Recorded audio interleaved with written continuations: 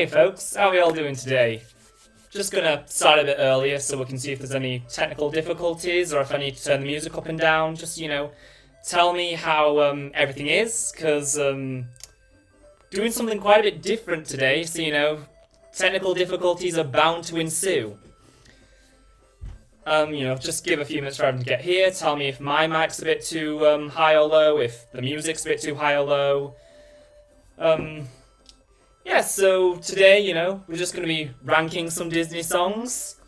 Kind of just an experiment to see if I can do anything a bit more creative with these live streams. Hello there everyone, nice of you to join us today. As always, of course, we've got the chocolate milk.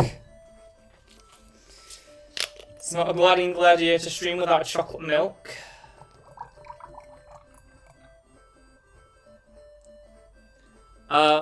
The microphone is a bit echoey. Hold on, let me see what I can do about that. There's kind of an echo.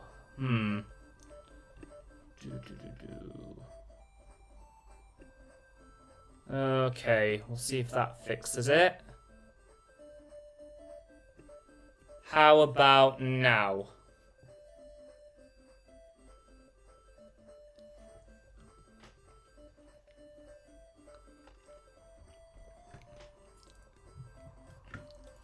Just wait and see what the response is. It's better. Okay, brilliant. So, still got a bit. It's better, but it's still there. Okay. Let's try this one. How about now?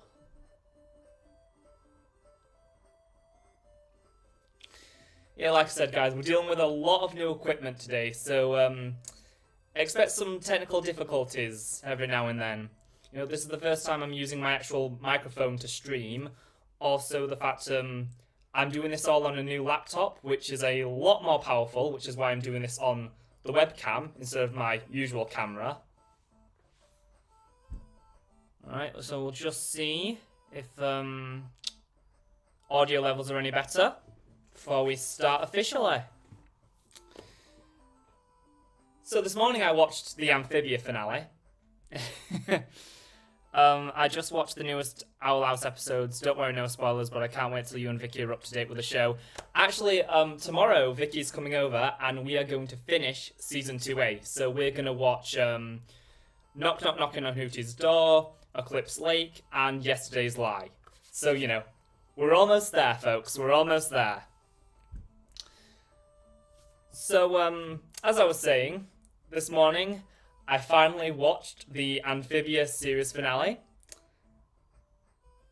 I was a sobbing mess throughout most of it, and you will see that reaction video fairly soon.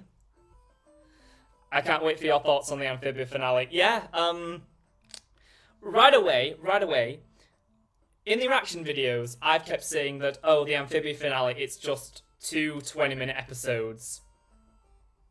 So imagine my surprise when I got to the end of All In and discovered it was 50 minutes long.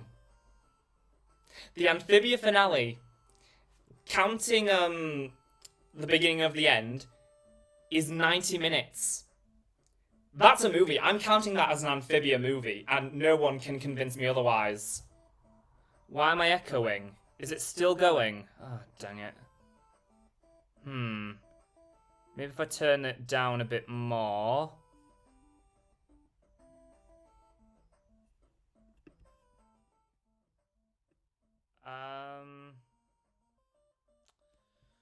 We'll figure this out, guys. Sorry, like I said, we're dealing with new things today.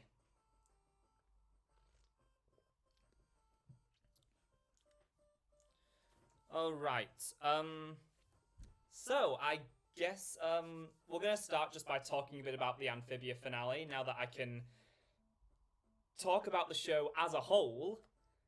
So if any of you guys have any questions about, things, what happened, I'll be glad to answer them, because now spoilers are all on the table for this discussion, finally. Not Owl House, just Amphibia. The retrospective, how Amphibia became Disney's greatest love story, I have just about finished the Season 2 analysis, and I'm moving on to Season 3. Didn't you read when Matt announced that All In would be 48 minutes and the hardest thing would be 29? He announced it weeks before the episodes came out. I did not, because I muted every single Amphibia crew member on Twitter. Because I knew for a fact I would not be able to see the episode as soon as it came out, and I didn't want to risk any spoilers. But they still happened. I did immediately know quite a few things that were going to happen. Things I didn't know that were going to happen. Grime losing his arm. I legitimately thought he was going to die. And that was the most emotional I got over Grime. That was very funny. What did I think of Polly's design in the time jump? I absolutely adored all their designs. I thought they were perfect. Really happy that during the time jump that Mrs. Croker and Hop Pop were still alive. Huh. Really scared me for a second. It had a super solid ending. Can't wait for the Owl House ending. DuckTales and Amphibia had great finales. Honestly, I think Amphibia kind of topped DuckTales for me. Like, after that just perfect ending, Amphibia was perfect all the way through. Easily my favourite Disney TVA show. Just like, it easily topped DuckTales and Tangled for me. They better make a plushie of her in her frog form too. Well, I mean, honestly, the only Amphibia plushie I really want right now is Frobo.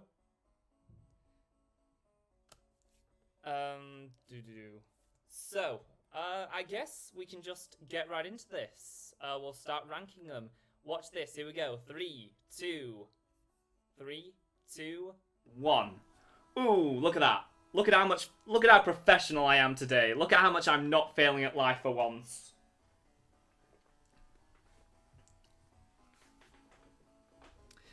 Do I like All In or Hardest Thing better?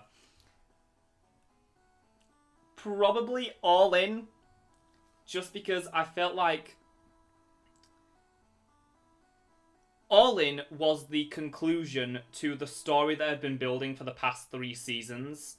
It's where we really got to see everyone's character arc reach their conclusion. And then the hardest thing after a gorgeous anime fight scene, superpower transformation, it was really just about saying goodbye. So, you know, for me, I think All In had a bit more to it in terms of just, you know, spectacle, and just as a fan of this show, it felt a lot more rewarding to me. Alright, so, full disclosure here, I have tried to re-listen to some of the songs that I had forgotten about, but I didn't really get around to all of them. So some of them are going to be just going to the can't remember category. Because, let's just get it all up. Here we go. So, you know, it's a tier list. We have an S tier, A tier, B tier, C tier, D tier, E tier, F tier. And then 2 I added. Can't remember for the ones that I just can't remember. And we're not going near that one. You can probably tell what kind of songs are going to go in that category. Alright, so I guess we can just get right into this, I suppose. Yeah, it really annoys me that they're all out of order, but we'll just have to deal. Alright, so first up we have some songs from, I believe it's Melody Time? Let's see, can't remember. I'm just gonna straight up put most of these in. Can't remember. Headless Horseman, that is easily, let's see, I'd call it a low A tier song, personally. Andrea's sort of redemption arc in the finale, and the whole show really, is my favourite character arc of all time, to be honest. Honestly, I did not see them going that direction with Andreas in the finale, and it was kind of shook me to my very core, because I knew the letter with Leaf was going to come back. That was going to be a big thing. But when it did, Oh, I was not prepared for what they were going to do with that. I was very much on the train of... For Andreas, redemption could only equal death. And they didn't go that route. I feel like the route they went with was quite clever. Where it's like, they revealed that, you know, he was essentially a cyborg the entire time. Because of all the mechanical enhancements he'd have to make to maintain his immortality. And then we see at the end, basically, he gave it all up. He goes into, like, this secluded little area, makes his own farm. And we see that he's losing his eyesight. I think Matt Braley actually said that on Twitter. We see he's losing his eyesight because he's refusing any more upgrades and just wants to enjoy the life he has left. Which I feel was a really clever way to just end his character. Because it doesn't resolve him of anything. It basically just, like, puts him off in his own little corner. He can do his own thing. You know, alright. I just love Keith David. His voice always gives me tingles. I mean... Oh god, some of those emotional moments in All In, they got me. And it's so funny because the characters I mostly cried over during All In are not the characters you'd expect, but you know, you'll have to wait to see that. I'm not going to spoil it. Alright, Ichabod Crane. We're going to call that a nice little, Oh. Sorry guys, I'm using... No, it's not going in E tier. Hold on. There we go, that's better. Ichabod Crane, B tier. Katrina... Cannot remember. Also, if anyone thinks that I'm being unfair, or wants me to revisit some of these songs, and, you know, try and give them a more fair shot, I have my headphones down here. I will definitely, pop on the music, listen to it, and I'll see if anyone really wants me to. Let's see. The Merrily song. I'd call that C tier. Oh, I hadn't noticed his eyesight was failing. I just noticed the chains, so I was wondering if he was being punished or trying to be kept together. I don't really know, to be honest. Cinderella. Okay, so these are all the prologue songs where, you know, up until I think it was 101 Dalmatians, every single Disney song where they had the title card, they had a song that was pretty much just the title of the film. They're all pretty much the same in my eyes, except for Peter Pan. I feel like that one's, because it's a bit more connected to the actual story and important to the film. So, do I put it in C or D tier? I don't think we're going to see that many E and F songs. We'll call it a D tier. A Dream Is a Wish Your Heart Makes is A tier. Like, you know, no question on that one. Hold on. Sorry guys, I'm dealing with this new thing. Oh my god. This is the first time I'm ever actually using my MacBook Pro. So, yeah, I'm still trying to figure out how this whole thing works. Yeah, alright. Definitely above Headless Horseman. Sing Sweet Nightingale. I'd call it a very low D. Work Song. I'd call it a high C. Oh dear. The best Disney song is the instrumental reprise of No Big Deal in the finale, not gonna lie. I mean, I do love that one, but I do kind of love the instrumental reprise in True Colours just a little bit more, just because it felt a bit more grander. Because I get that was the whole thing was it was this bombastic moment in the finale. But, you know, maybe I would have liked if it had a bit more gravitas to it. Bibbidi Bobbidi Boo can go nowhere else but... Oh dear, what have I done with it? There we go. Okay. I think I've got it working. Alright, Bibbidi Bobbidi Boo has to be an S tier. There is no way it could be anything else. So This Is Love. I'd call that a B tier. I think he's a top-notch voice actor. Him as Spawn and Goliath back in the 90s were fantastic. Talking about Keith David in Gargoyles. Yeah, Disney had old-school Glee Club-like openings. They did! They did! It's just like this random chorus. Just sometimes they sing a song. The songs are literally just find a way to work in the titles of the movie in, like, the weirdest ways. Like, with the Cinderella one, it's kind of fine, and then, like, the Alice in Wonderland one is just really weird. So I am kind of very happy they did kind of stop doing those when they got to 101 Dalmatians. Speaking of it, Alice in Wonderland, right there. I think I like this. Alright. Yeah. Yeah, Sing Sweet Nightingale is definitely better. A World of My Own, I believe that's what it's called. We'll put it there for now. We might come back to that later. Yeah, that would be fun. My favourite songs in Disney's are from Little Mermaid, A Goofy Movie, and Oliver and Company. Why Should I Worry Such a Jam? Well, we're going to get to those, and spoiler alert, pretty much every song from Oliver and Company is going in S tier. I mean, did you expect anything else from me, honestly? I think you can agree with me on this, Glad. Amphibia had a way better executed invasion event than DuckTales did. I've kind of come around to Moonvasion, the DuckTales Season 2 finale, in recent years, I guess, because, thinking about that was years ago now. I've tried to stop looking at that episode for what I wanted it to be instead of what it is, because it does what it sets out to do really well, you know? It doesn't go as deep into the character drama as I would personally like, but it's very funny, like, has some great action.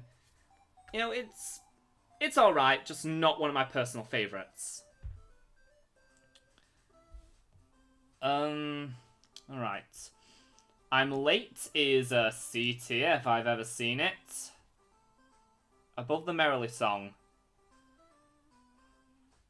I feel like I'm Late is just very iconic. Yeah, can't remember that one at all. Or that one, for that matter. Right, Tweedledum and Tweedledee's song. Yeah, I'd probably put it there. Alright. Oh, we've got 12 people watching, oh my. So, you know, as you can see by this whole new setup and everything, we're going to start doing some more creative things with these live streams. Like, you know, maybe I'll take some Disney quizzes. If I can find a way to, play some old, like, Disney Channel games. If I can... Were they archived? Could I still play Kim Possible Flash games if I wanted to?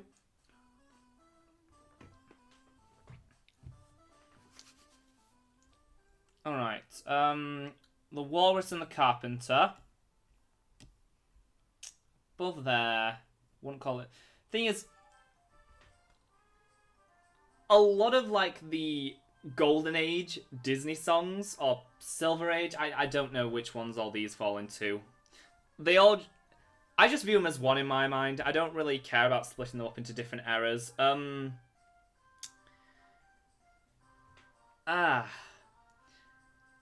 lot of early Disney songs. I'm not sure if I could classify them as songs. Because it's like 40% singing, 60% just talking over music. And they go on forever, and it just... You know, I really don't think Disney songs, with a few exceptions, get really, really good until, like, The Jungle Book. I don't even remember that one. It has been a while since I've watched Alice in Wonderland. Ooh. Hello there, Cameron. Nice of you to join us today. Ooh, we're having lots of fun here. Alright. Smoke the Blighter out.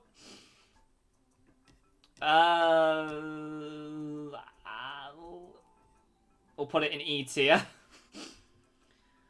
All in the Golden Afternoon is top of D tier, low C tier. I'd probably put it low C tier. In my opinion, one of the most underrated Disney songs of all time is When We're Human, one of my all-time favourites.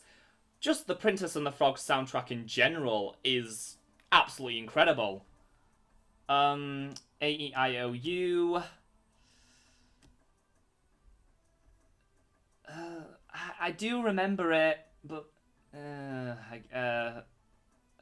I think Smoke the Blighter Out is just really funny, so I'm just gonna put it above that. I'm just trying to think, because Alice in Wonderland has, like, the most songs, like, actual songs of any Disney movie. But a lot of them are entirely pointless. But I mean, I guess that kind of makes sense for Alice in Wonderland, but it's just like... Alice in Wonderland technically has enough songs to be adapted into a stage version without adding anything. But it would not work because most of the songs aren't all that great, to be fully honest.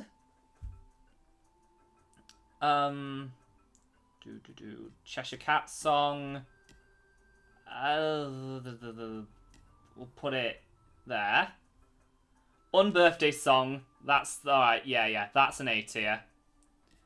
Dream is a Wish Your Heart Makes. Yeah, below there.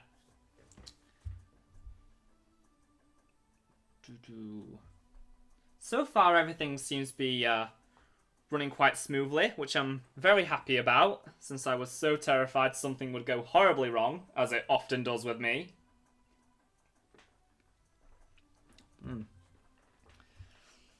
So, bit of news about my life. I have a job now. That's quite exciting. I start my training on Monday. Very good advice.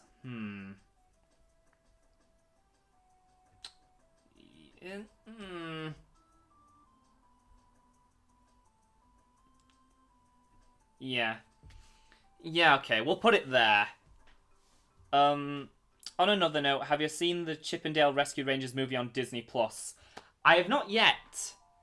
There is a good chance that soon as we're done here, I'm going to go record my reaction to that, because I've never actually watched a movie that I've just not really been emotionally invested in before. So it's like every movie I watch is something I want to watch because I want to connect with the characters. This movie I want to watch because I know for a fact it is going to drive me insane. It is going to leave me a shell of my former self, and I will never be the same again. Just because I have seen a few of the cameos in this movie. And they are going to make me pull my hair out. This is my Space Jam: A New Legacy.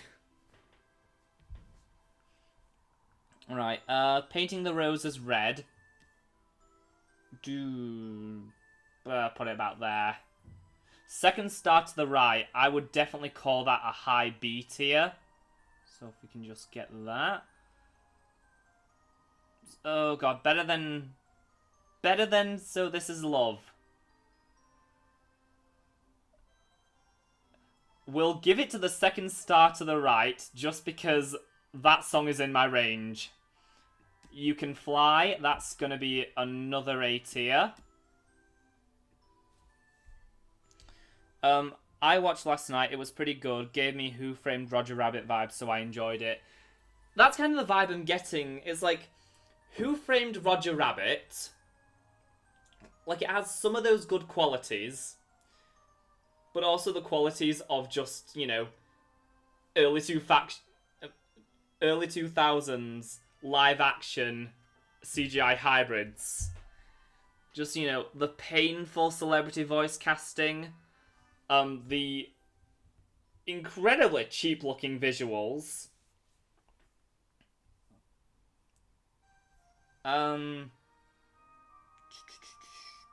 Pirate's Life is the only life. We'll give it in a C tier. Just because that is the song where Captain Hook just shoots a guy for singing too loud. This is my Multiverse of Madness. Well, actually, Multiverse of Madness was on my Multiverse of Madness. Me and my friends went to go see that. I'm just going to say, Wanda is my favourite MCU character.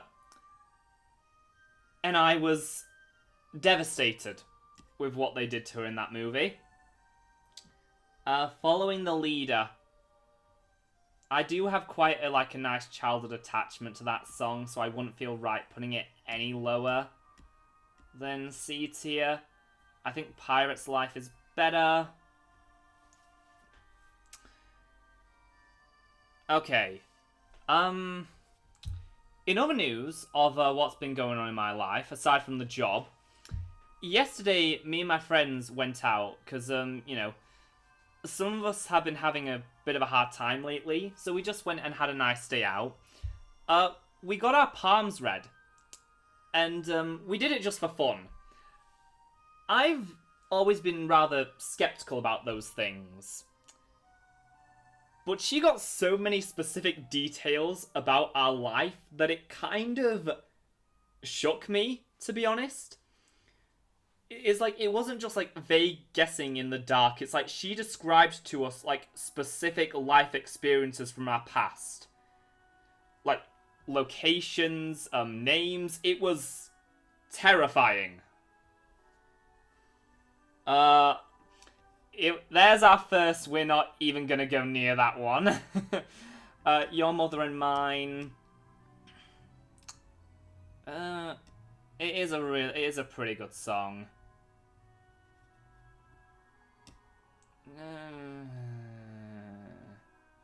Probably put it above Pirate's Life. Golden Afternoon. Yes. I'm late. Yeah, I guess that's going to the top of C tier. Okay. If you watched WandaVision, it makes sense why she acts the way she acts in Multiverse of Madness. I did watch WandaVision, and to me personally, I've argued with my friends about this quite a bit. I felt like there needed to be a greater transition, because at the end of WandaVision, like, not even counting, like, the epilogue to it, just seeing her leave Westview, you know, it didn't exactly give us hope, but it was kind of like, you know, an uplifting, I don't really know how to describe it, but, you know, it wasn't just complete, oh, Wanda's a villain now. And then Multiverse of Madness, the second we see her, she's already been possessed by the Darkhold. And it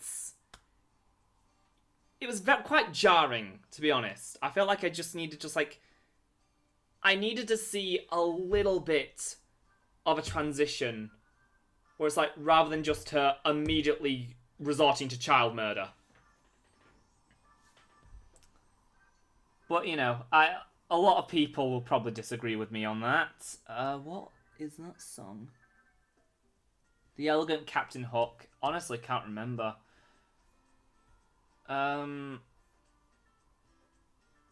Peace on Earth. Alright, we're into Lady and the Tramp songs now. Guess that's a D tier. What's a Baby is just bizarre. It's absolutely bonkers. Where am I putting this? It's going in C tier.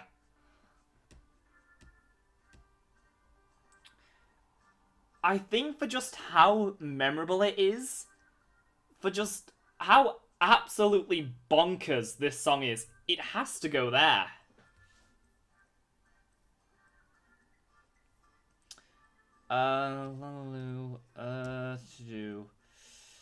Probably there. Yeah, we're not going near that one. Bella Notte, that's an A tier. It's gotta be an A tier. Oh, dear me.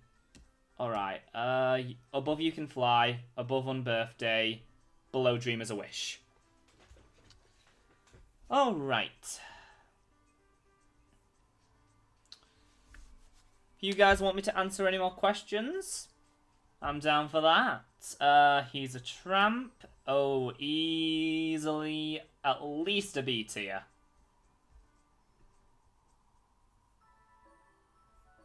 One song, and I'm wishing. They're kind of the same song, so I just kind of have to put them. I'm wishing is iconic, and like it is one of the ones I did end up going back to, so I would definitely put it in B, but quite a low one.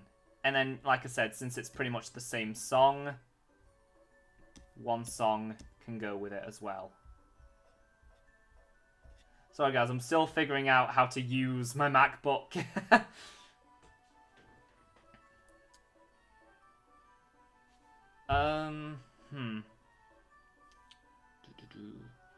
With a smile and a song. Again, this is another one where it's like, the actual song portion of it is so short and most of it is just dialogue. And I just... Why? Whistle While You Work. It gets points for being an actual song. Definitely a B tier. Not above So This Is Love. Hi Ho, A tier.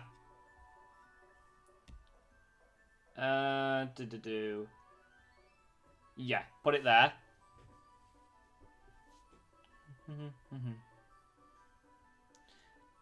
Yeah, the dwarfs washing up song. I find this scene absolutely hilarious. Just, it starts out so silly, and then it turns so sinister when they're actually like trying to restrain Grumpy and like force him into the tub, and also when Doc just drowns Dopey halfway through. It's gotta be like, it's above Ichabod Crane. I'd probably put it... Yeah. The silly song. Again, there's not much singing in it. So, like...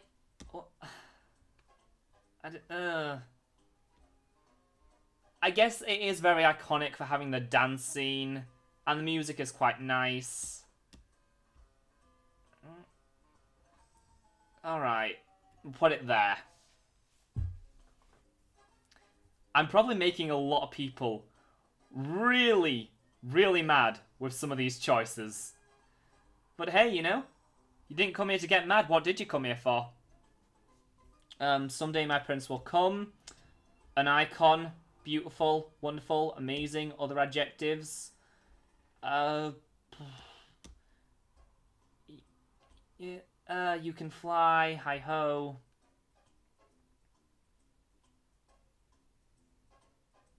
Yeah, alright, we'll put it there. When You Wish Upon a Star can literally, like, where did you think this one was gonna go, honestly? Little Wooden Head. Again, like, I'm sorry to keep saying this, but it's mostly dialogue. It's cute, it's got nice animation, but it's not much of a song. Give a Little Whistle, on the other hand. Now that's a song. Oh, I don't like it more.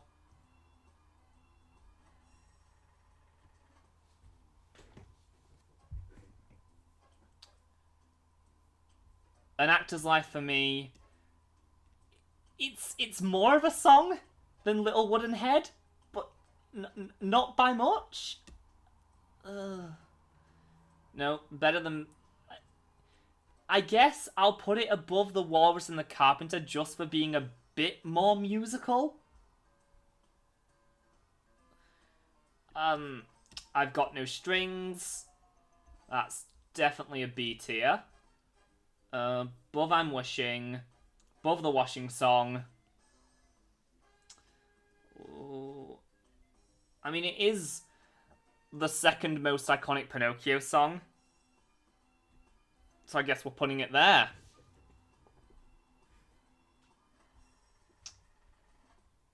Alright, and we're on to Bambi. Let's sing a gay little spring song. Indeed we shall.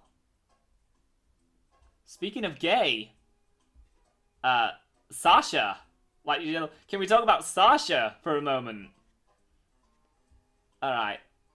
I don't... It's very repetitive. Thing is, I feel like it should go in C tier, but I don't want to put it above Sweet Nightingale.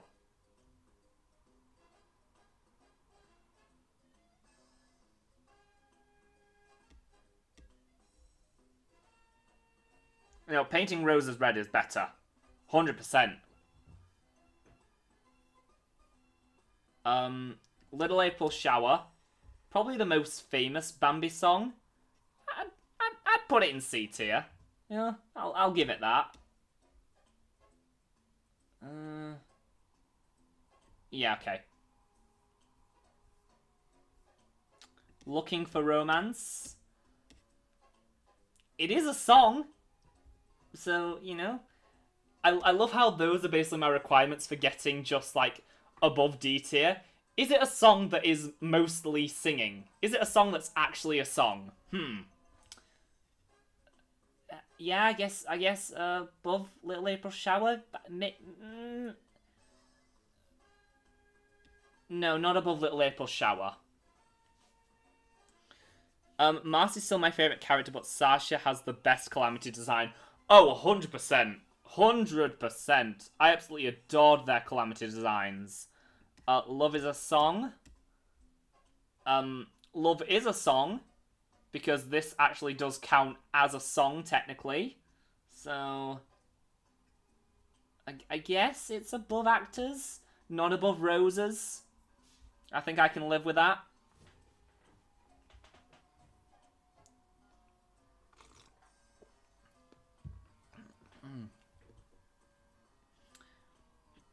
Baby Mine.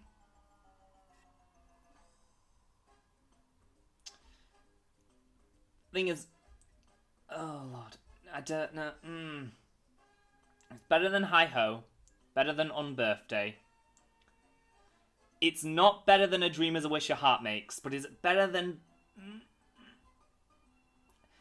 Gut Reaction?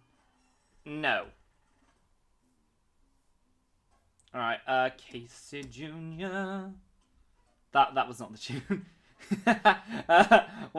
Why did I sing it like that? That was weird. You're coming down the track. I mean, it's a song. Well, I mean, yeah, it's kind of a song. Then it's just mostly an instrumental montage. It sucks that the girls can't visit Amphibia ever again. Well, I mean, who knows? Who knows what can happen? Anything can happen. That's what I like to think about. Look out for Mr. Stork. Again, I'm not entirely sure this classifies as a song, but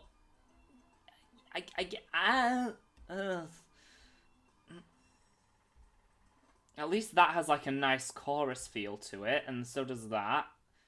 Actor's Life. Well, okay.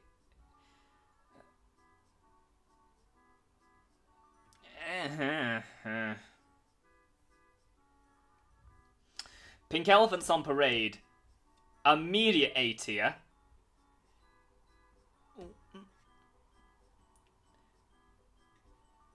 I think I'm already going to start changing some of these, because He's a Tramp definitely needs to go higher than Headless Horseman. Definitely has some date. Oh god. Why did I put it so low? There, I'm more happy with that.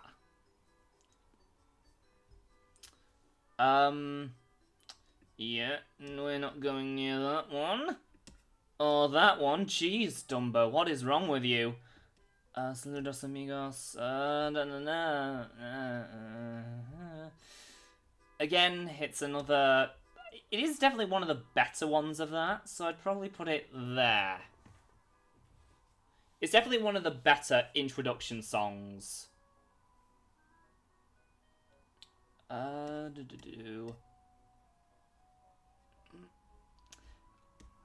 did listen to oh god, I can't pronounce it. Oh no, I'm not even gonna try to. But it is another song from Saludos Amigos. I listened to it like an hour ago, and I remember the singing was good. So, like, I guess I do remember it. The singing is like some of the best I've heard. So I guess for that reason alone, I can put it above the silly song. It's going above the silly song. Yeah. I guess same goes with Mexico. Yeah, so Los Amigos, it definitely has like one of the most consistent soundtracks. Three Caballeros, obviously. Let's see, where does it go in A tier though? I know a lot of people absolutely love this song and these characters, but it just it doesn't quite do it for me.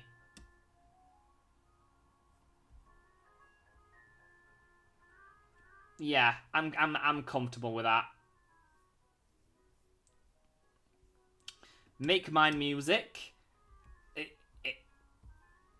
It's an introduction to the movie Make Mine Music. I guess the singing's better than Mr. Stork. It's better than... I don't... Let's Sing a Gay Little Spring Song. Actor's Life for Me. Loves a Song.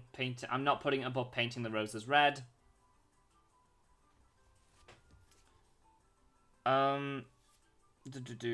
My heart sunk when the music box crumbled away.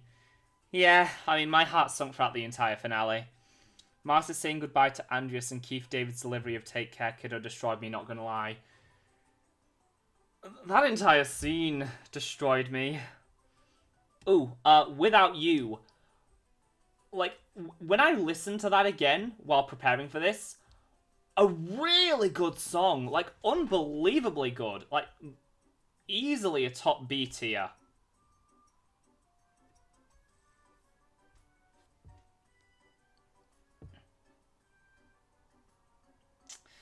You can just hear the guilt in Andreas during that scene. He knew he messed up bad. Well, he did kind of stab her. You know, I am just saying...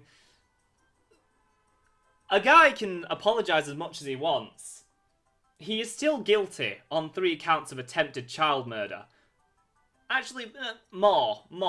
Because he did try and kill Anne multiple times. So that's Marcy, Sprig, Polly, and multiple times. About 6 counts of attempted child murder. Not great. I cannot for the life of me remember anything from Fun, Fancy and Free.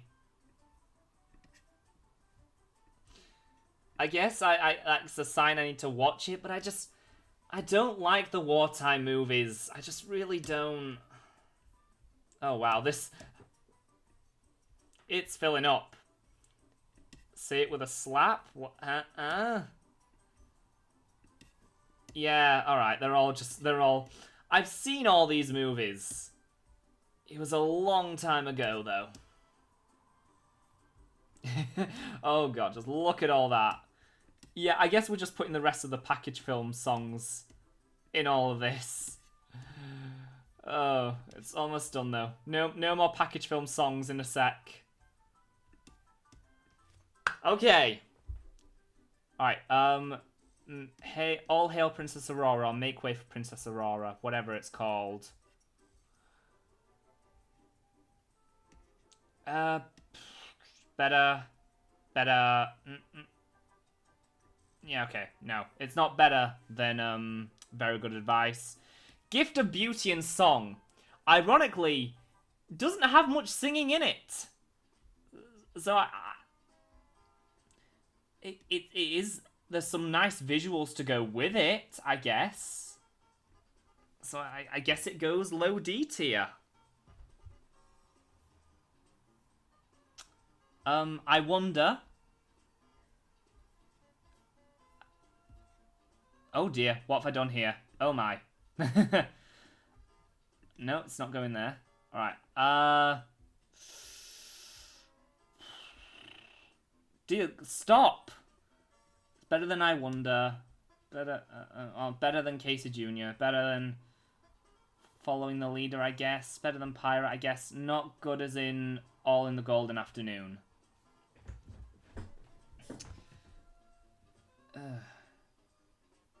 I might have to, like, buy a mouse for this, because using 2 fingers to scroll up and down does not feel right whatsoever.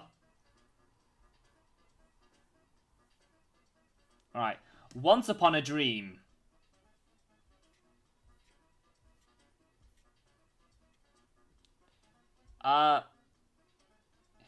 Yeah, it's an S tier.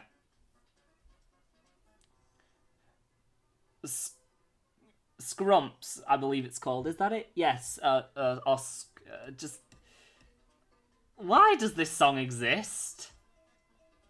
Like, I guess it's better than The Gift of Beauty in the song on the counts that there is a lot of singing in it.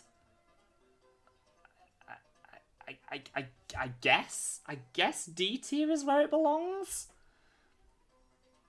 Like, once we get into 101 Dalmatians and onward, I'm gonna start having a lot more to say about them. Because, you know, that's when they actually learn how to write fully structured songs with multiple verses and choruses, rather than just singing for 10 seconds and then saying, oh yeah, that's a song.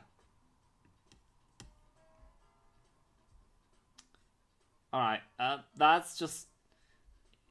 Oh, I mean, I kind of remember it, I kind of don't. Yeah, I guess it goes in E tier. Cruella de Vil, A tier. Alright, now we're getting into it. It's like, this is like the first really good Disney villain song. Oh, dang it.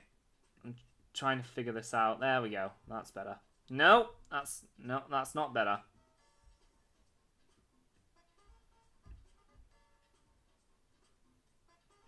Jesus Christ, what is going on here? Okay, that's how I do it. Alright, never mind. I think I've figured this out. Good on me. Finally doing something right for once. Not better than Baby Mine, but better than He's a Tramp. Cruella de Vil is like the first really good Disney villain song. And it's not even sung by the villain, which is kind of incredible. You know, it's so catchy and it's so bombastic yet so sinister at the same time, and like it perfectly establishes who Cruella is, while also just being a really fun scene. Dalmatian Plantation. It is a song. I guess it's better than What's a Baby?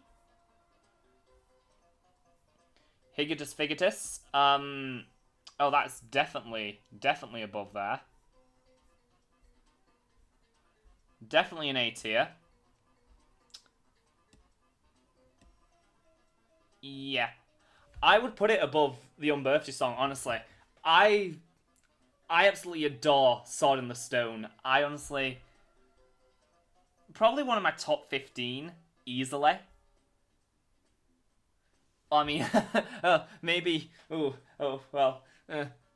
maybe not. I can't even remember what I ranked them all as when I did this, like, right back at the start of my channel when I ranked all the Disney animated movies. If I did it now, it would probably be quite different, to be fully honest with you. Mad Madam Mim.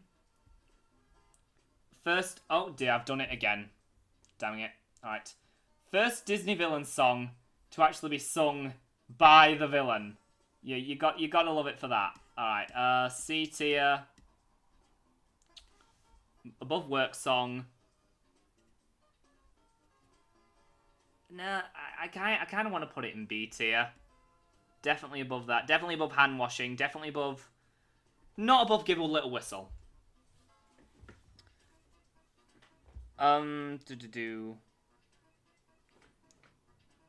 I love his brief appearance in the flash forward so much. It's like 10 seconds long, but says so much. Andrews is one of the most developed villains I've seen in ages. I agree. I mean, honestly, just Disney TVA does a really great job with their villains. A lot better than Walt Disney Animation or Pixar have been doing as of late. A lot more developed than Lunaris. I'm sorry, but I can't keep comparing Andrews and Lunaris. What do I think of Eric Jacobson's character's voice?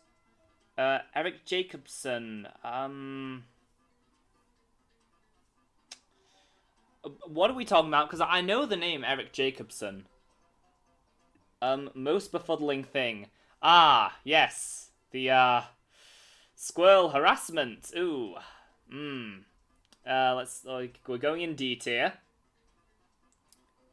It is a song, so it automatically goes above those. Better than, Scrumps.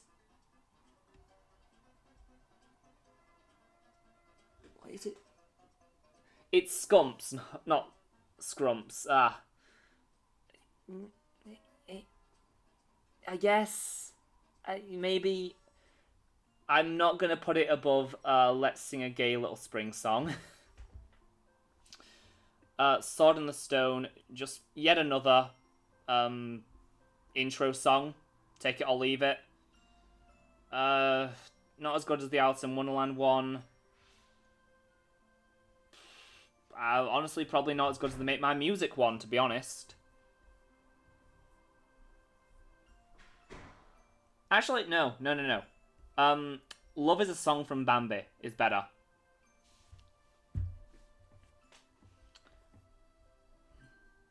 Alright. What makes the world go round?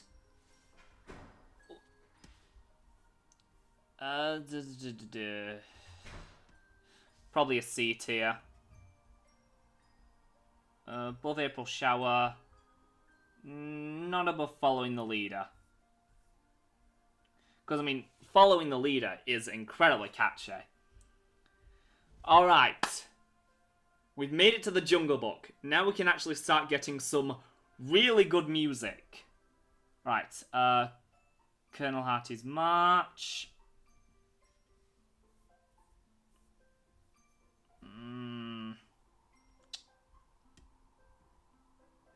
Yep. Oh, we've got 2 elephant songs together. Bare Necessities.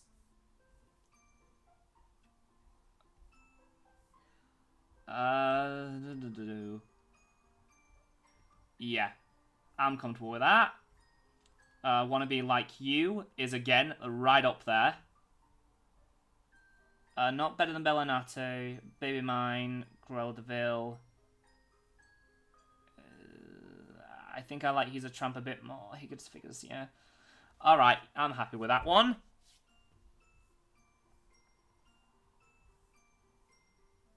Trust in Me. Pretty mid-villain song, to be honest with you. I guess above April Shower. What Friends Are For. Honestly, I find this song really underrated. Yeah, it's going to go right up there towards the top of B tier. My Own Home. Everyone loves this song.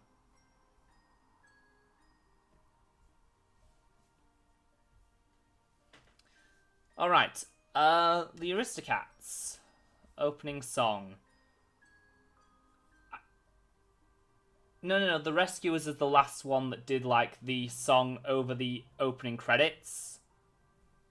But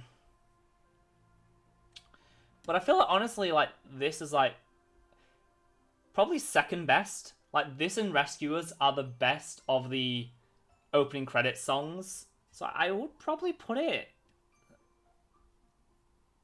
Yeah. Yeah, I think it can go... right in between A World of My Own and Dalmatian Plantation. Scales and Pregos. I mean, better than that. Better than Sword and Stone. Yeah. Alright. I guess it can go in D.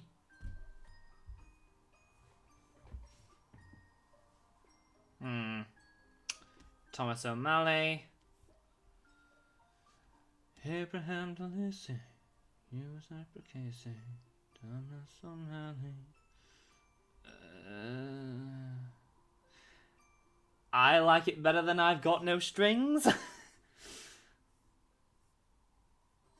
Oh, come on. We're getting so close, everyone. We're getting so close. Everybody wants to be a cat. Could technically go in the we're not even going to go near this one. But it's too iconic. It's too iconic. It's got to go top of B. Actually, below Hi-Ho. Everyone Wants to Be a Cat should go, and I'm not going near that. I obviously I understand why, and like, you know, not good, but I also just think the song is too iconic.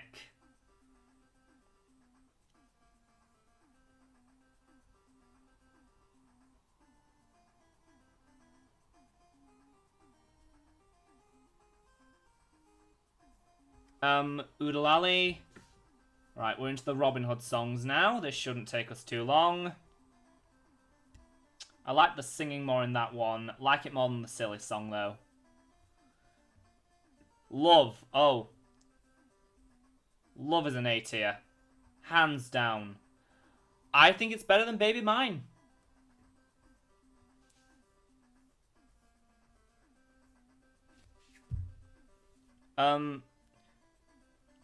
Oh, do I think of his Muppets voice? Did he voice Baby Fozzie in Muppet Babies 2018? I think that's what I know Eric Jacobson from.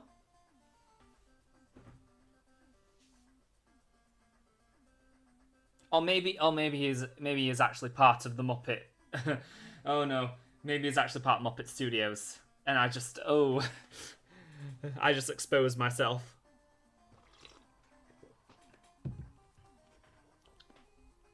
Phony King of England. It's okay. I don't think anyone would talk about this song if not for the reused animation. I like Oodalali a bit more. Nottingham. I'd probably put it in B. Quite a low one, though. Yeah. I think most of the Pooh songs are A tier.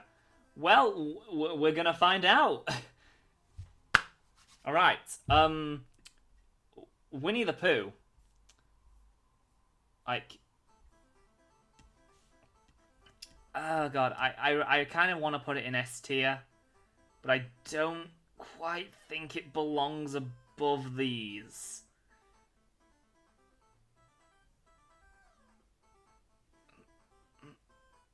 Oh, God. Maybe. Oh. I just angered every person who has ever been a child. Alright. Up, down, touch the ground. Yeah. Honestly, you could make the argument that, like, Winnie the Pooh and those featurettes is where they finally figured out what they're doing with music. Because, like, all of the songs in that movie are really good. Well, in the 3 featurettes. Winnie the Pooh is definitely an earworm song. Alright, Up, Down, Touch the Ground. Yeah. Alright, it goes just below So This Is Love. Rumbly in My Tumbly. What have we got for this one? I'd put it in a C. Just above Aristocats. Only reasons Pooh's song would be B is because they're short. I do agree that is kind of... There is a lot of factors I'm thinking about. Just like, you know, should these songs actually be classed as songs? And how long are they? And it's also, with Disney songs especially, it's also about how it impacts the characters and the story, especially when we get into the 90s. Right, Little Black Rain Cloud. Best song from Winnie the Pooh. Well, from the Many Adventures of Winnie the Pooh. The actual best song from Winnie the Pooh is Wherever You Are from Pooh's Grand Adventure. Okay. Mind Over Matter. Yeah, it's I don't feel right putting a Winnie the Pooh song in anything below a C tier. I guess it's better than Casey Jr. And 'Twas Brilliant. I don't know. I can't read some of this text. Heffalumps and Woozles is trippy. Oh, Heffalumps and Woozles is gonna go up there. A Rather Blustery Day is a top tier, C tier song. I'd put it above the Work song. The wonderful thing about Tiggers. Just up it goes. Yeah, I don't know why I said Little Black Rain Cloud was the best song from the the Many Adventures of Winnie the Pooh, because the wonderful thing about Tiggers is right there. Alright, Heffalumps and Woozles. Definitely belongs in A tier, but where in A tier is the question.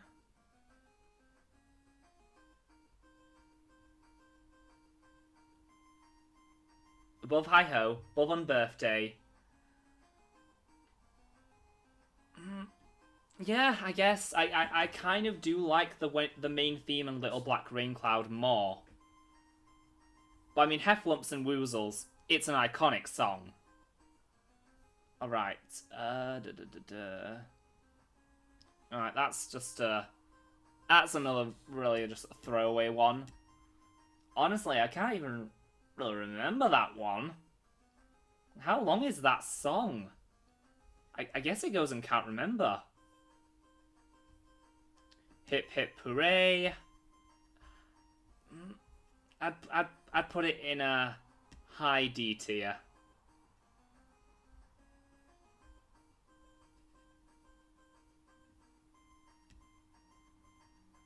Alright, well, that's still kind of a high D tier. Alright, The Rescuers is when I really start falling in love with all these soundtracks. Right, The Journey is amazing. Like I've said, it's the best opening credits song that they've ever done. Where does it go? Yeah, alright, I'm happy putting it just below I Want to Be Like You. Rescue Aid Society. The song that gets dunked on the most, it's probably a C tier. Yeah, I'll put it there. Tomorrow is Another Day. Let's see. That's an 8. That's... Yeah, pop it there. Pop it at the bottom of A tier. The opening actually tells a story. Yeah, it does. That's just the main thing. Because, you know, the Rescuers opening, it's not someone, like, a random chorus just going, The Rescuers, The Rescuers, over and over, like that. Just like, there's a point to the song. It serves a purpose in the narrative. And most of the other prologue songs don't do that. So for that reason alone, it goes in the middle of A tier. Alright, Someone Is Waiting for You. Maybe I'm gonna get flack for this, but oh god, I've gone way too far up. I'm gonna get so much flack for this. But I like it more than Baby Mine. I feel like the songs are very similar, but just like, you know, the Someone's Waiting for You from The Rescuers and Baby Man from Dumbbell, I feel like they're very similar. But maybe it's just because I'm so used to Baby Mine, and it's like, you know, the spectacle of it in a sense, like the emotion. It's like, oh no, it's the song where if you don't cry at this song, you are a robot, that kind of thing. So maybe it's just a case of Someone's Waiting for You, I'm a lot less exposed to it constantly, so it still hits just as hard emotionally. Best of Friends is, oh, of course, that's going up there. Better than Hi Ho, better than On Birthday, better than all the Winnie the Pooh ones, just below The Journey.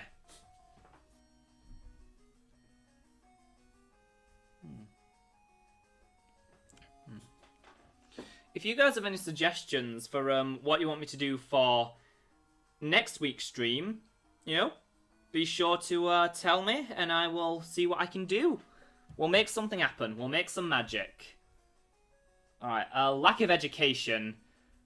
What a nothing song, honestly. It's like E tier, easily. I mean, I get it, it serves a purpose in the story. But I mean, just like, you're following up the Best of Friends, which is such a good song. And then, yeah, that's another one I can't remember. A Haunting March, I believe, that's what it says. See, because the thing is, hopefully you can see on screen, but like some of the text is just been cut off.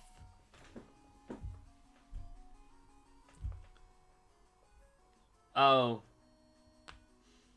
Goodbye may seem forever.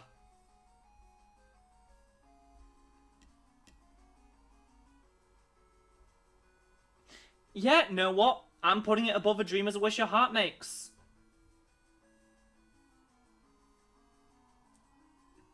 Appreciate the Lady. Again, just... The Fox and the Hound did not need to be a musical. It really did not. I guess I like it more than Lack of Education. OMG Ratigan, that was such a fun villain song. Yep. Let's see here. Honestly? Best song we've had so far. Oh, The World's Greatest Criminal Mind from 1986's The Great Mouse Detective was the best Disney song up until that point. Let's let that sink in for a moment. Alright, Let Me Be Good to You. I guess it's a song. It's a song. We don't really need to think about it any more than that. Goodbye So Soon is another fantastic one. Like, can we just say the balls that The Great Mouse Detective had for its, like, what, 2 of the 3 songs to be villain songs, and they are both incredible. Honestly, yeah. Right below He's a Tramp.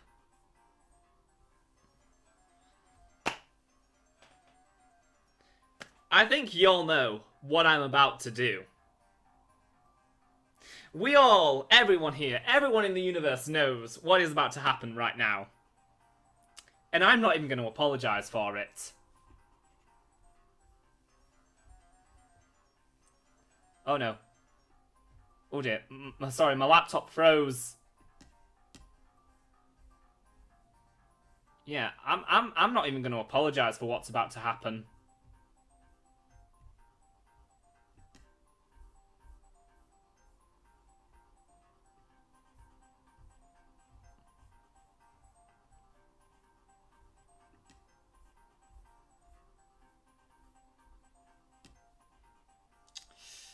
Yeah, I guess I like Why Should I Worry more than Streets of Gold.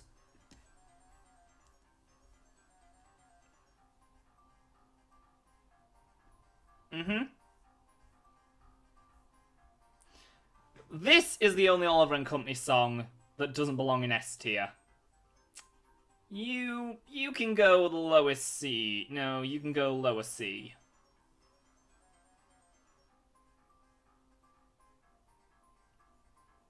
Yeah, fine. You can go there. So let's just explain this like first, okay?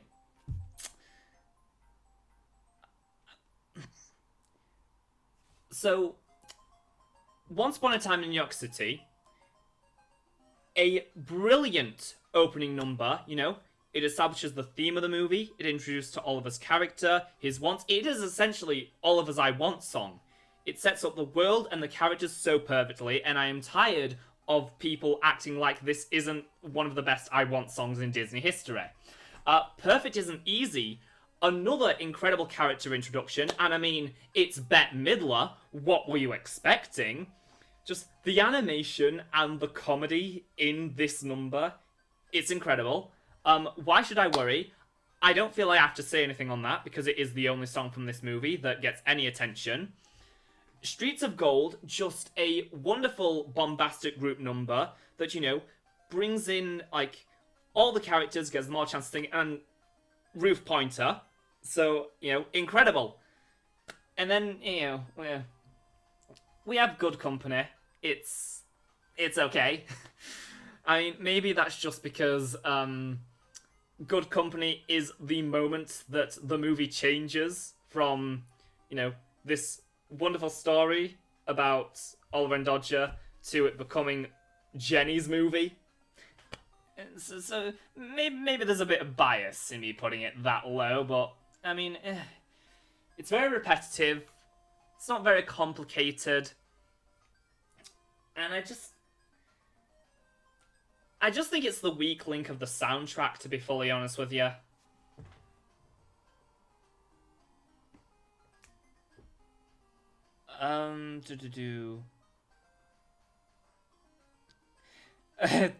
To be fair, you did warn us ahead of time, so I'm unfazed. Yeah, I was mainly talking for the people that have just joined us right now. Because, you know, for anyone unaware, Oliver and Company is my favourite movie. You can't see, but this is like my collection of Oliver and Company pins. And there's more.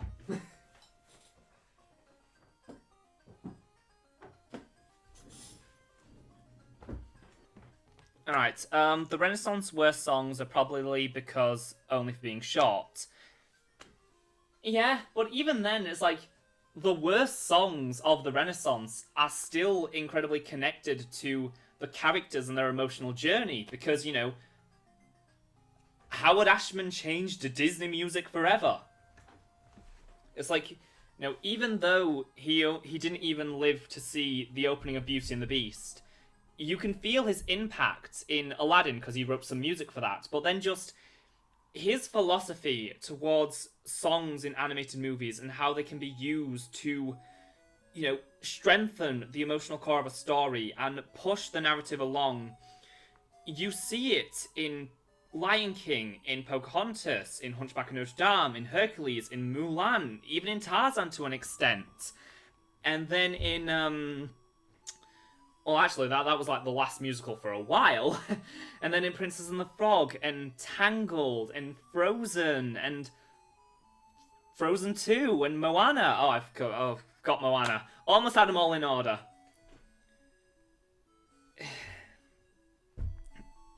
It's just incredible. It's like, you know, because as iconic as a lot of these songs are, I can take them or leave them. But it's like, when you hit the 80s, they get really good out of nowhere. Alright, Fathoms Below.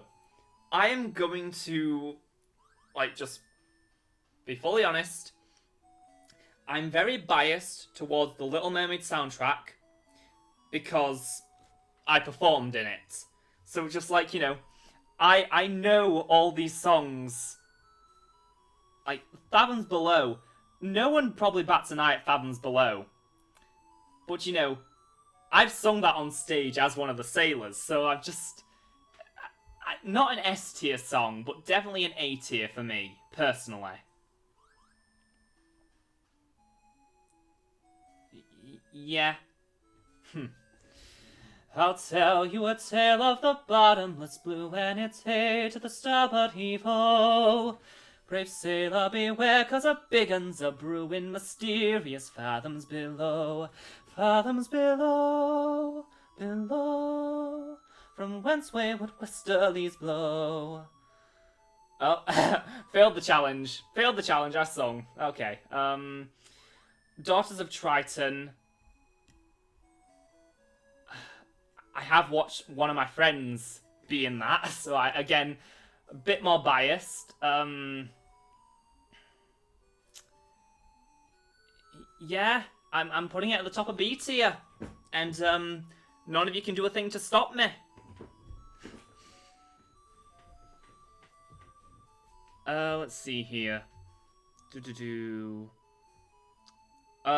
Owl House ending soon. I mean, it is ending soon, but you know, not for a while soon. Because once season 2 ends, we still do have 3 more, like, 40-minute specials, which I imagine are going to be, like, spread out. So, you know, maybe we'll get, like, one every 2 or 3 months. Like, I don't think Disney are going to air, like, the 3 specials that make up season 3, one after the other in, you know, 3 weeks. Although maybe they will. Maybe they want to get rid of this show as fast as possible because they're idiots.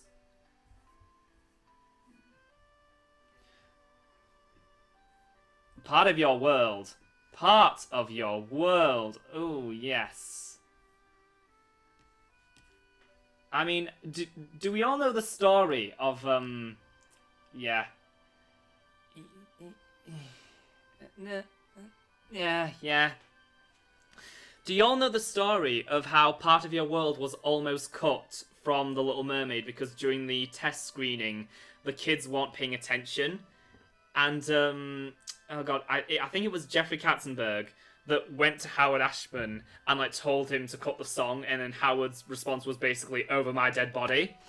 And, you know, now it's one of the most iconic musical theatre songs ever made, so clearly someone was right there. Under the Sea. Yeah, we are just going to start putting them all in A and S tier now. Yeah. No, well.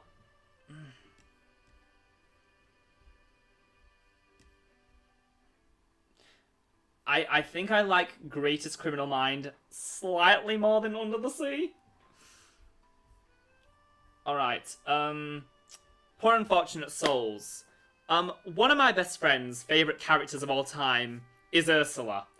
And they would probably kill me if I didn't put this song... Oh, it's frozen again. Sorry guys, I'll figure this out next time. Alright, let's see. They would kill me if I put this anywhere that below A tier. And honestly, yeah, I kind of do want to put it in S tier, but we've already got 2 Little Mermaid songs in S tier. Yeah, A tier. I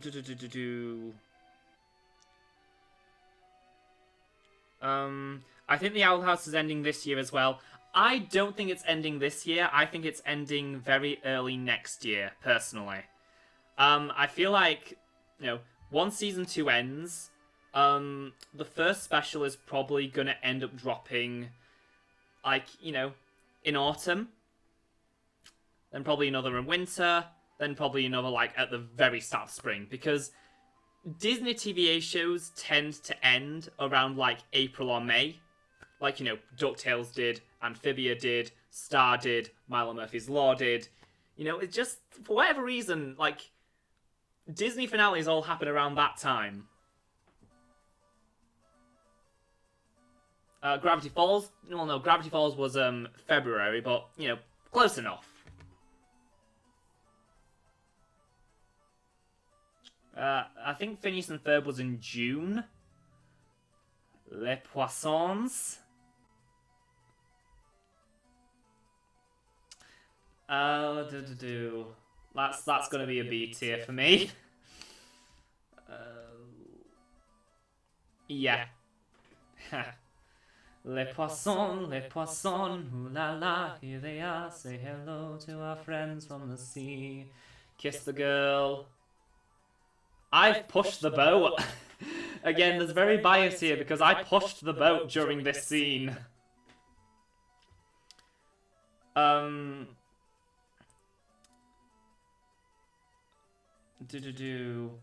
Facts. I would like a video on Ashman's documentary in Waking Sleeping Beauty.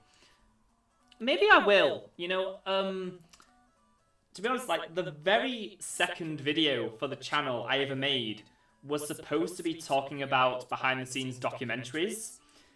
But the thing is, I wasn't feeling it, so I just decided to scrap it. Maybe I might revive that concept someday. We'll see.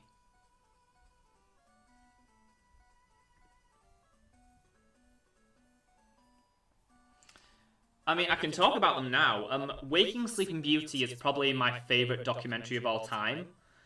You know, I just think it goes really in-depth in animation, and it doesn't... Because obviously it's not an official Disney product. It doesn't shy away from the ugliness that was going on around that time. It just feels so much more honest, and gives you a really good idea of what things were like at the studio during that time.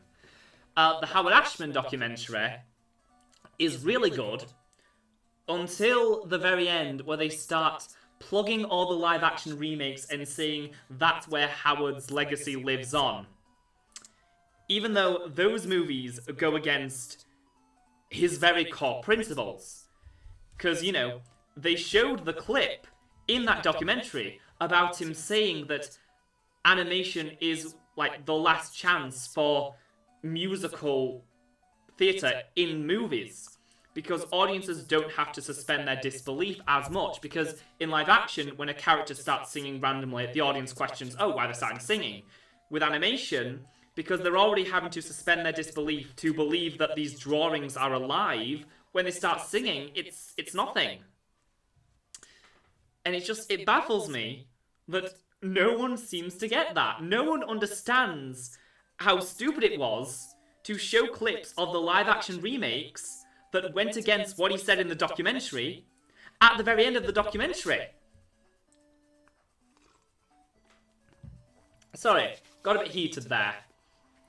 I've recently been thinking, like, maybe I have shied away from doing negative things, like talking about negative things ever since my, like, first few videos. But the more and more I think about it, I want to do a full dissection of Beauty and the Beast 2017. Belle is it's a perfect opening number. Like, honestly. It's like, you cannot think of a better introduction song than Belle. It sets up the town, it sets up Gaston, it sets up LeFou, it sets up Belle, it sets off that she's odd, it sets off she's the only one wearing blue. You know, it really just... And the thing is, it does all of that without being too... patronizing, let's say. So, you know, it delivers all this information so seamlessly and so naturally, it never feels like you're being talked down to. And yeah, you're right, it's her I Want song too. Although I would technically argue that Belle Reprise is more of her I Want song, since that is specifically about her singing about what she wants.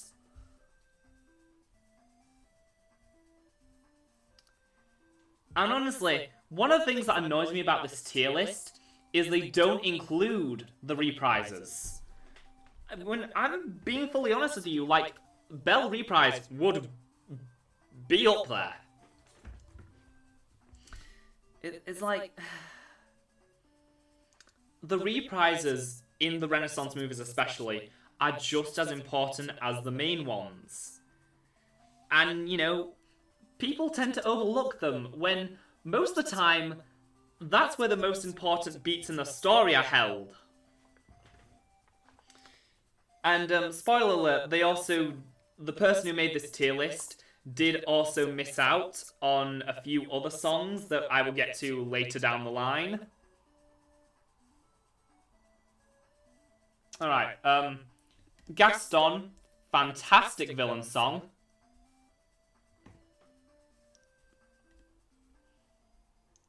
No, it's going in A tier. I couldn't put it anywhere but A tier. Yeah, the 90s movies are about to take over, like, the top of this list. Be Our Guest. It's an S tier.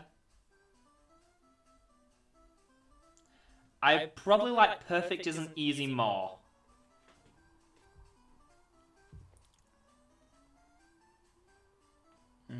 I love Jafar's Prince Ali reprise. Yeah, like I said, you know, that's an important moment in the story where everything is revealed. The lie, it's all pulled back.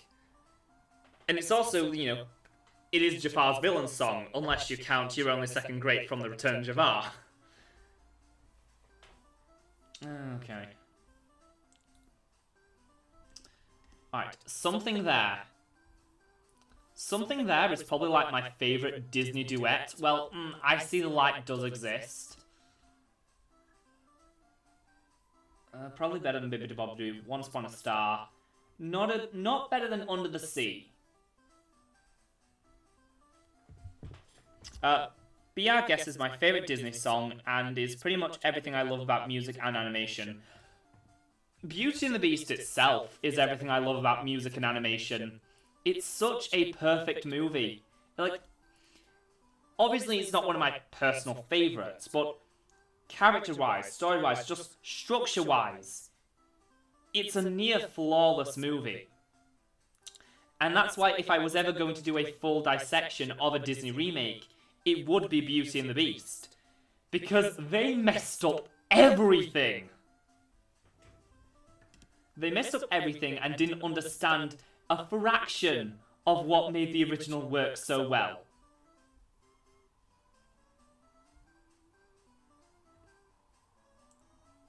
Well, if I'm gonna put Be Our Guest in S tier, maybe I'll... yeah, alright. The Mob Song, another really underrated one. That is going right into B tier. Probably top of B tier, honestly.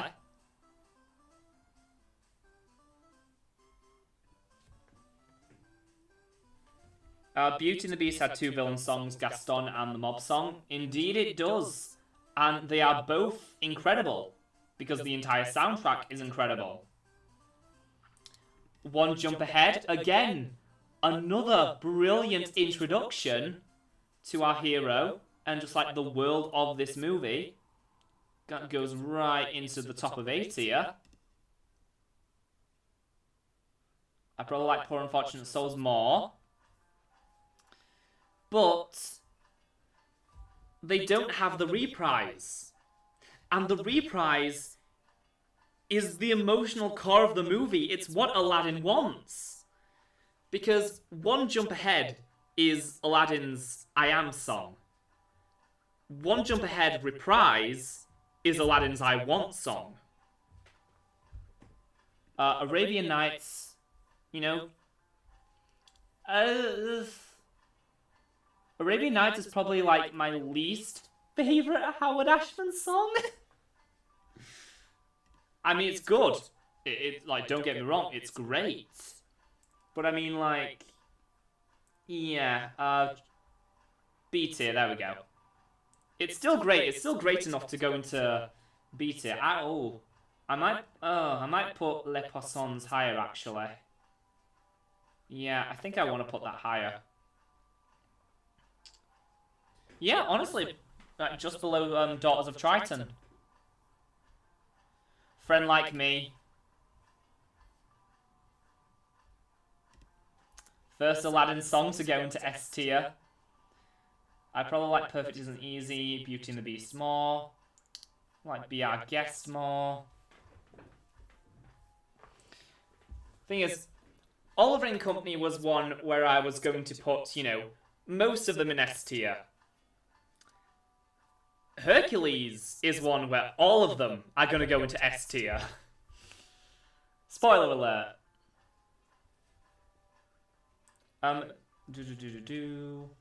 Right. Prince Ali, fabulous Ali Ababa.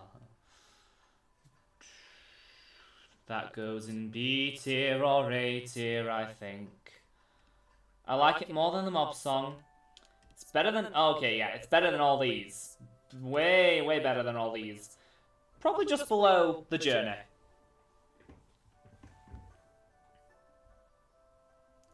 Whole New World.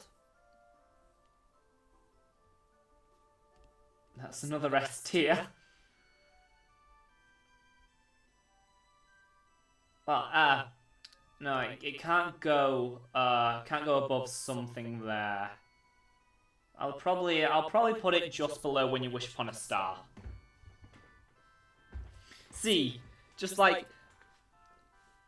pre-80s movies in the S tier, you have 1, 2, 3, 4.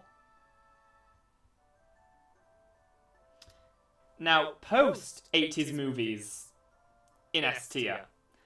1, 2, 3, 4, 5, 6, 7, 8, 9, 10, 11, 12, 13, 14. I'm just saying, you know, it's just like... Without Howard Ashman just completely changing Disney's attitude towards how music in their films worked, none of these things would exist. You know, Disney music would not be as beloved as it is now. Circle of Life. It's an A tier. Wow, maybe I want... Oh. Circle of Life is my favourite song from The Lion King. And it belongs... probably above Under the Sea. Both Greatest Criminal Mind. I think... below Tale as Old as Time. Or Beauty and the Beast. Because, you know, both those names apply. Just Can't Wait to Be King. Top of top of A tier. Now I want to watch Waking Sleeping Beauty. Honestly, you should. It is a fantastic documentary. And, you know, it is on Disney Plus because I've gotten footage from it before.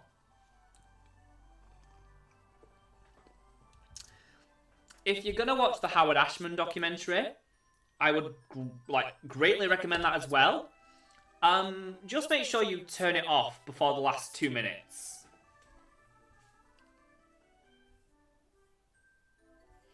Be prepared.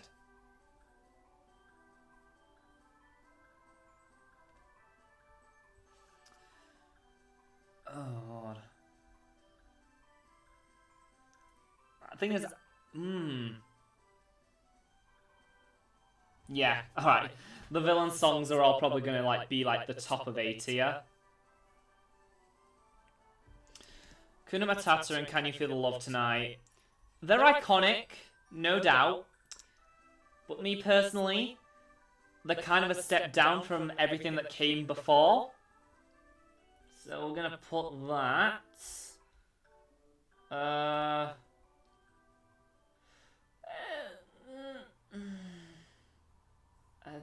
I really do like The Journey. Yeah, alright. And Can You Feel the Love Tonight is probably going to go just a little bit higher than Hakuna Matata.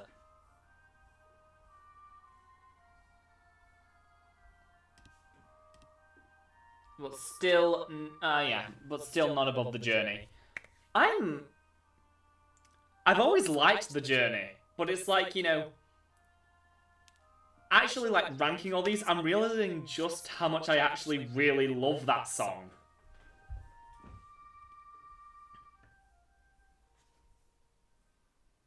Alright,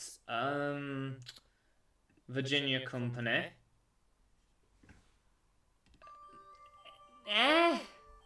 It's... Yeah, it first, First movie of the Renaissance that's going to end up in D tier, I guess.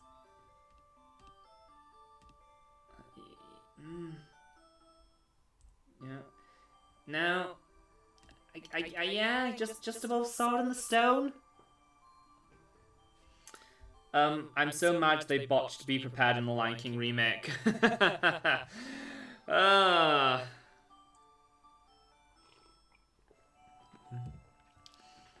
I thought Pocahontas music was meh. I like Steady as the Beating Drum. It's probably a low B tier.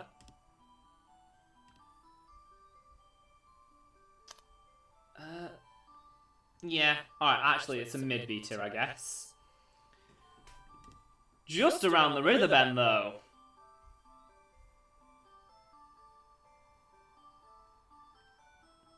Thing is, I'm trying to...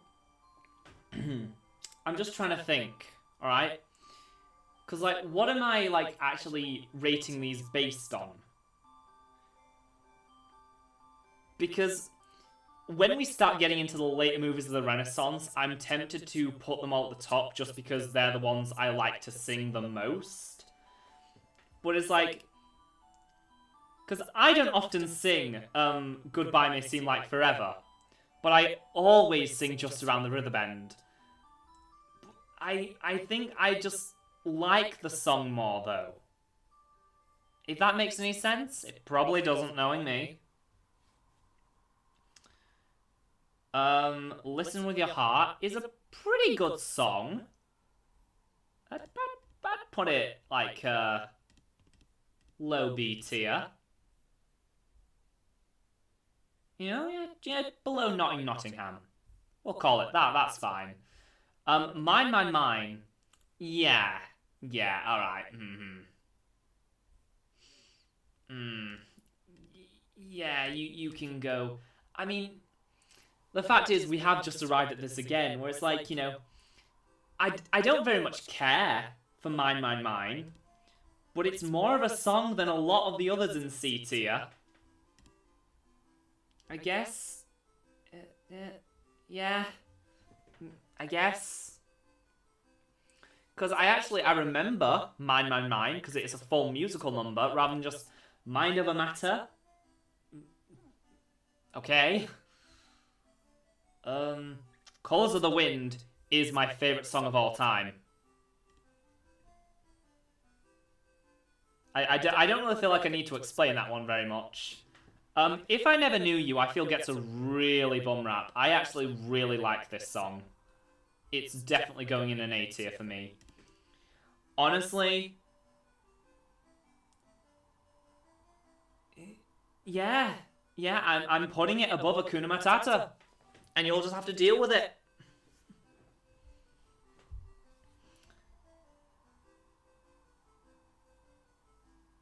Alright, Savages. Do we put it... I kind of just want to put it in here. But at the same time... It's a very important song to the movie's plot. And just how it builds, and it has this just momentum throughout the whole thing. I think it's a really good song, but I kind of do want to put it in the not going near that one.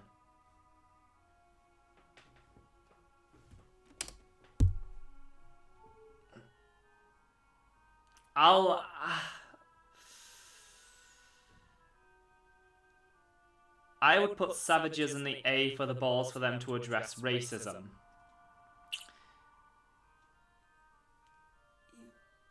Yeah, alright. Well, the thing is, like...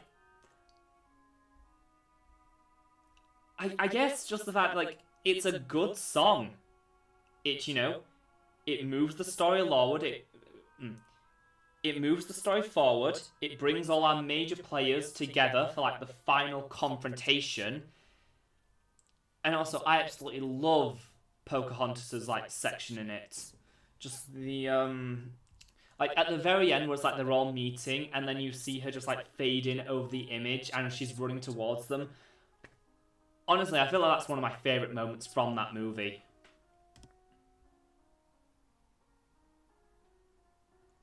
So, I get...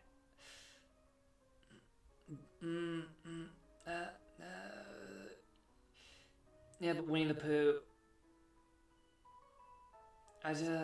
it feels wrong putting it above things like the Unbirthday song in Hi-Ho. But... from a musical theatre standpoint, this one feels a lot more connected to what's going on. So I'm probably going to put it just below Fathoms Below.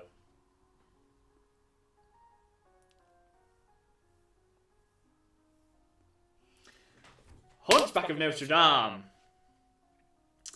One of my... quite a few of my friends' favourite movie of all time.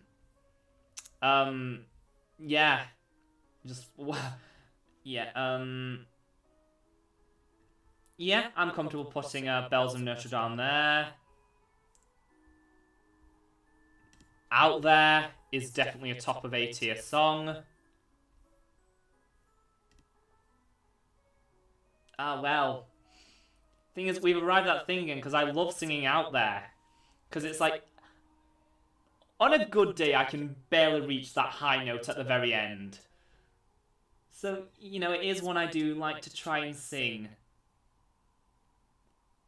Do I like it more than Part of Your World? That's the question. Because Part of Your World is so important.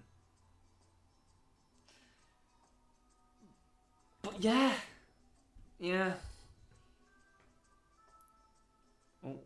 Oh. Bye, Cameron. Hope you have a nice day, or night, or evening, or morning. Whatever's going on for you currently.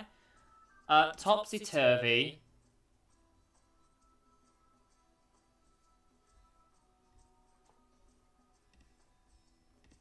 Ah, damn it.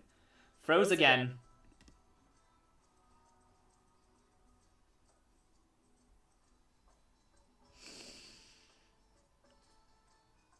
I don't know. Oh, I know it's definitely going in at least B.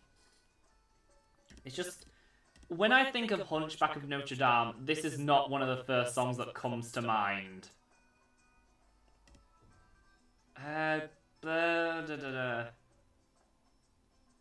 Yeah, alright, middle of B. Topsy-Turvy was fun. Oh, I definitely think it's fun. I just don't think it's one of the best songs in the movie. God Help the Outcasts, on the other hand, is my favourite song from Hunchback of Notre Dame. I think it's absolutely beautiful and just... oh god, who does the singing voice for Esmeralda? Just... oh, it's stunning. And it's one of the few, like, 90s Disney songs where I think the pop cover is actually really good. Because, like, a lot of these songs don't have good pop covers.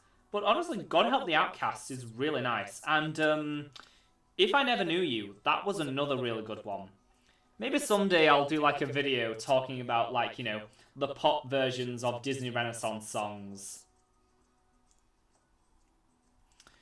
Heaven's Light is another really good song.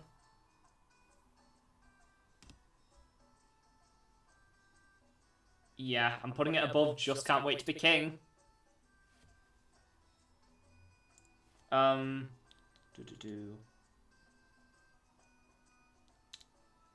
Yeah. Hellfire and God Help the Outcasts are S's. Yeah. Yeah, I've got Hellfire up there. Oh, dear me. Let's see, where am I putting it, though?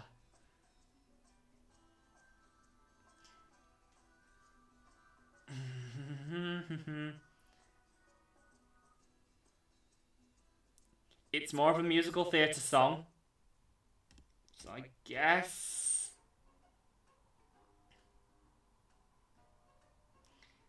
below Circle of Life. I think I'm comfortable putting it there. A Guy Like You I don't hate it as much as most people do. You know, I'll put it at the bottom of B tier. Because the thing is with me, I don't hate the gargoyles. I really think pretty much all the problems with the gargoyles are specific to Hugo. Victor and Laverne are fine, and you know, Laverne especially is very important to Quasimodo's arc. Like, she's the one who convinces him to leave the bell tower. It's just Hugo. It's just Jason Alexander. That's the only issue with them. In the Court of Miracles, yeah, that's gonna go right there. Gospel Truth. Like I said, all of them, all of the Hercules songs are in S tier. Better than Circle of Life, not better than Beauty and the Beast. Go the Distance, probably the best Disney song I am at singing. That was not a sentence. Probably the best I am at singing a Disney song, right below Colours of the Wind. One Last Hope. If it is going in S tier, it's going at the very bottom. Alright, maybe this is the one Hercules song that doesn't go in S tier.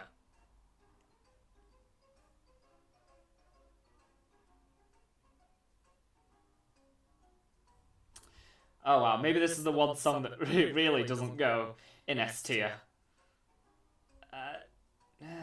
I don't feel right, but I think it can go...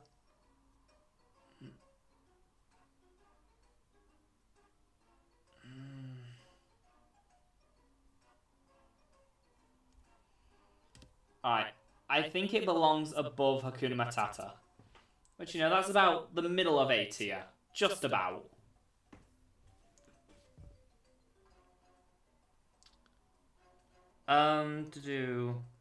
Gospel Truth was such a surprise. I wasn't expecting a gospel version of Greek myths. I mean, yeah, but it works. 0 to Hero.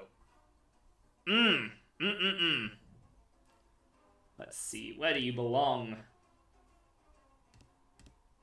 I think you belong just below Belle.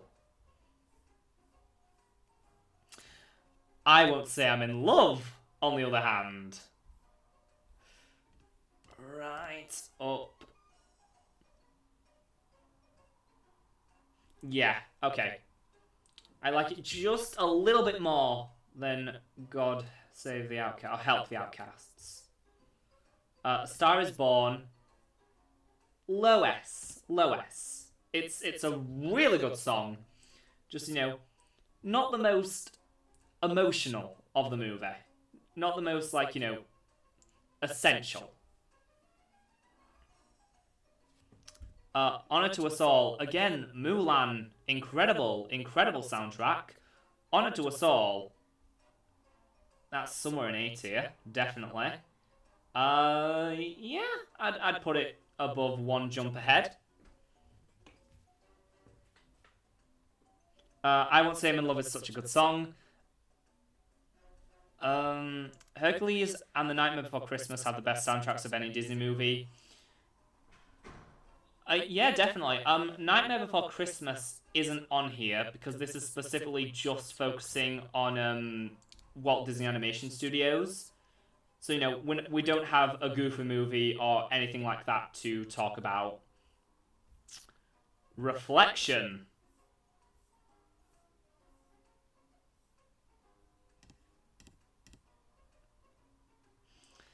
We're starting to notice a theme here, aren't we? Like, you know, the top 10 are basically going to be solos. Ooh, I'll tell you what would be a fun video. Me ranking all the Tangled the Series songs. Now, out of that would bring some controversial opinions.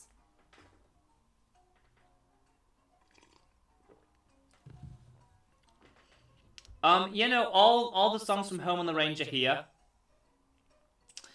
But, do you want to know what song isn't here? I was going to wait, but I will tell you right now what song isn't here. Little Wonders from Meet the Robinsons. It's like, they included both the Treasure Planet songs, both the Chicken Little songs, but they didn't include the one song from Meet the Robinsons. The one song that sums up the entire movie and is essential to understanding the theme of it. So, I'm just going to say, if Little Wonders from Meet the Robinsons was here, I would have put it probably just below Go the Distance. I love that song that much.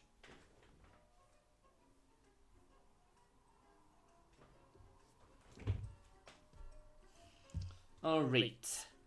Make a Man Out of You. We love some Donny Osmond. Definitely an A tier. Definitely a high A tier. I would put it just below Be Prepared. A Girl Worth Fighting For. Thing is, it's an alright song in its own. It's a good song, but, you know, not one of the best of the movie. Definitely the weakest of the movie, unless you count True to Your Heart. But the role it plays in the story is so important, especially that ending. And for that reason alone, I can't put it any lower than the middle of B tier. Probably above Pink Elephants.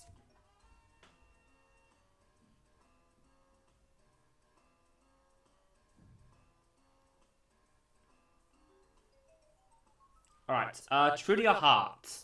True to Your Heart. Is this like the first original credits song that they did? I think it might be the first like original credits song. That wasn't just like a pop cover reprise. It belongs in C tier. Definitely above Mine, Mine, Mine. Yeah, but probably no further than that. It was a cute poppy song, I forget about that one. Yeah, it's an alright song. It just does not fit whatsoever with the movie. Alright, we've reached Phil Collins territory. Alright. Taking the songs on their own, the Tarzan songs are very good. I just don't like that it's just a disembodied voice singing them instead of the characters. Which is why I'm just going to say it. I kind of prefer the Tarzan musical to the movie. But, okay, alright. I don't think any of the Tarzan songs can go above B tier.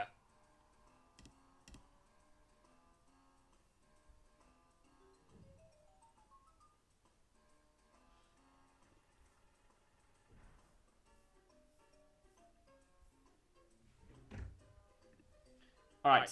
With the possible well, there are some exceptions to that, actually. You'll Be In My Heart is definitely very high B tier.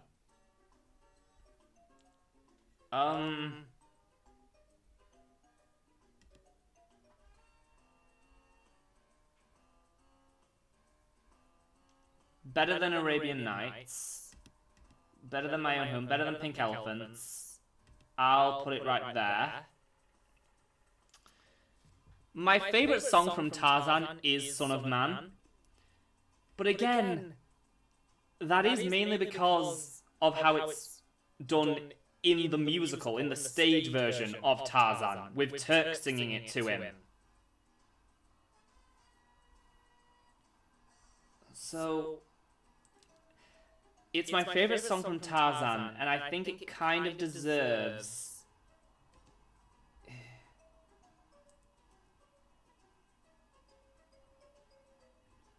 I think I'm actually going to move some of these down a bit. It doesn't feel... I like Headless Horseman, but this placement doesn't feel quite right to me. That feels better. I'm also going to move Someday My Prince Will Come to below Headless Horseman, below that, below that, below that, below the So This Is Love, because I like So This Is Love more. Yeah. Alright. The echo keeps randomly coming and going. I'm trying to figure out what's going on. I don't think it's a problem with my microphone. If I turn down the music a bit, maybe that might do something. But then you guys might not be able to hear the music. I don't know. Is it because this has gone... How has that gone back up? I'm trying to figure out like what the right audio settings are where we won't have that echo.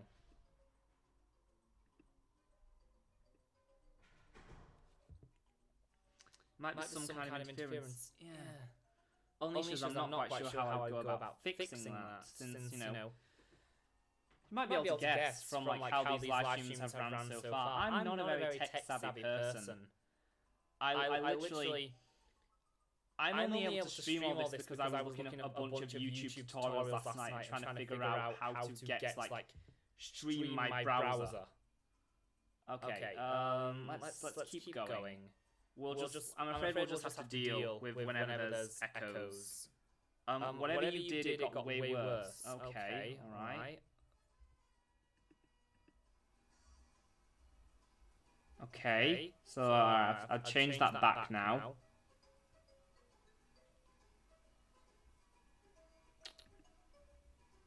Dear, dear.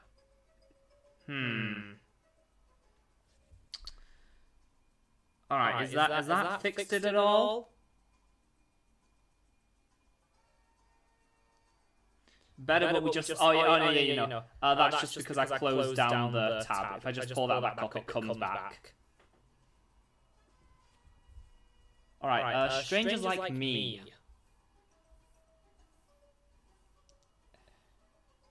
I like it more than Arabian Nights. I like it more Pink Elephants.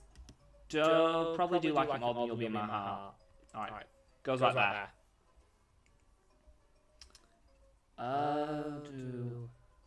Lilo and Stitch is a great movie. I don't really care that much for the music in it.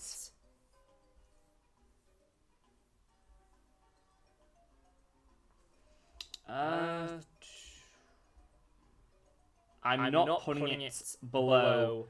I'm not putting anything in Lilo and Stitch below a guy like you, because that would just be a war crime.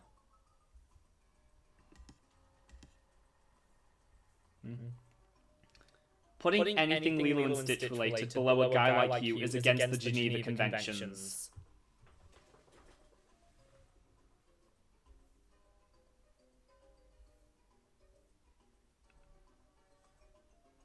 Alright, definitely a Hawaiian roller coaster ride is quite a high B tier.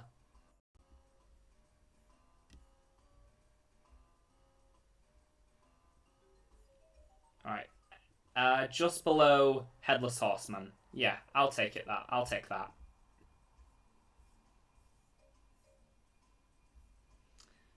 Alright, I'm Still Here is a really good song. It's probably another really high B tier, and the laptop froze again.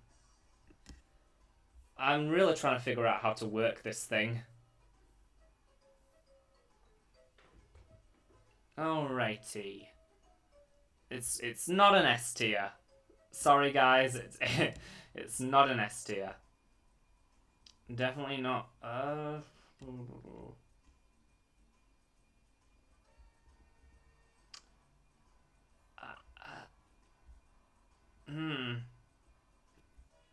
Kind of rethinking that one now. I'm putting If I Never Knew You above Can You Feel the Love Tonight.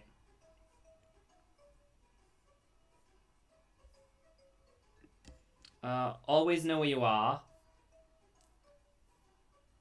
I'm Still Here is definitely the better Treasure Planet song.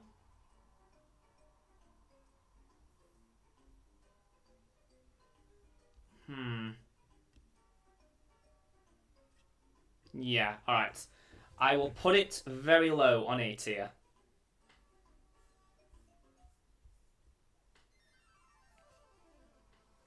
Okay. Let's see. What are we looking at here? Great Spirits. Now, here's the controversial opinion I teased in the description. I like Brother Bear's soundtrack more than Tarzan's. To me, personally, the songs in Brother Bear suit that movie a lot more than the songs in Tarzan suit Tarzan.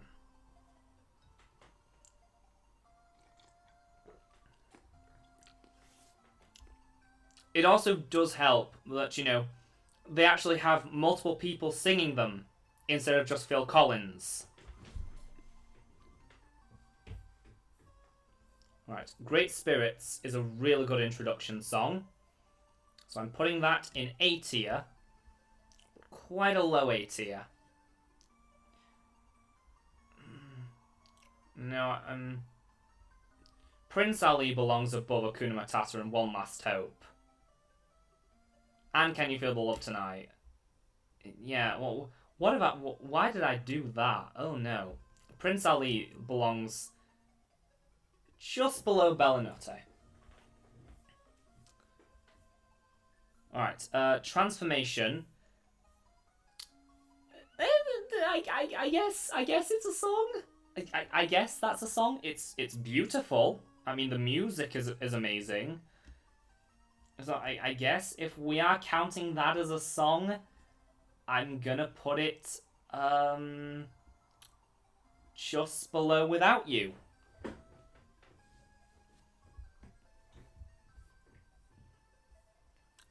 Alright. On My Way. Yeah. This one's just... Yeah. Below Rescue Aid. I guess the high C tier. Welcome. It's better than On My Way.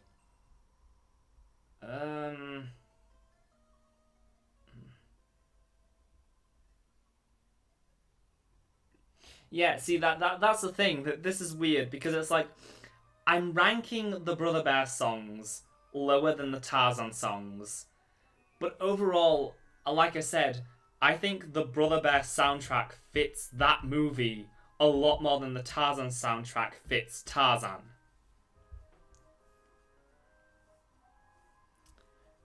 The only one that's going to go really high is No Way Out, which is probably an unpopular opinion, but I really love this song, especially the extended version of it. So I'm actually going to put that in S tier.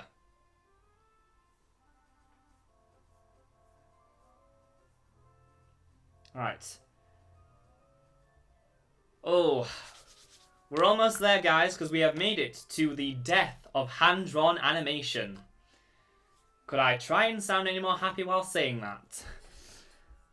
You Ain't Home on the Range is a really good song. I really like that one. Up in the land, better than Thomas O'Malley, better than Knockdown Truck to the Ground. Not better than So This Is Love. It's a B tier. Little Patch of Heaven. Yeah, it's... I prefer the ending version of it a bit more, the reprise. I'd give it a C tier. Oh dear, and we lost it again. I'll put it in C tier. Whereabouts in C tier, though, is the question. I'm putting it above Good Company. Yeah, I'm happy with that. It goes above Good Company. Yodel-a-loo. Oh no. I've got to stop yodeling. Ellen might get me on a talk show.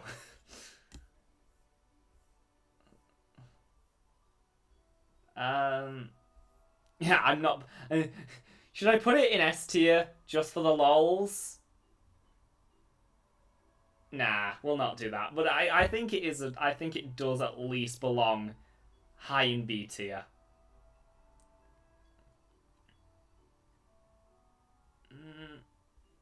Not as good as Strangers Like Me or Pink Elephants. Yeah.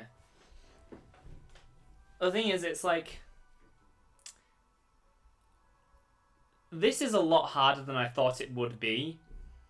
Because, you know, I'm having to rank a bunch of songs that all have different context, different emotion, different tone, different vibe, different genres of music.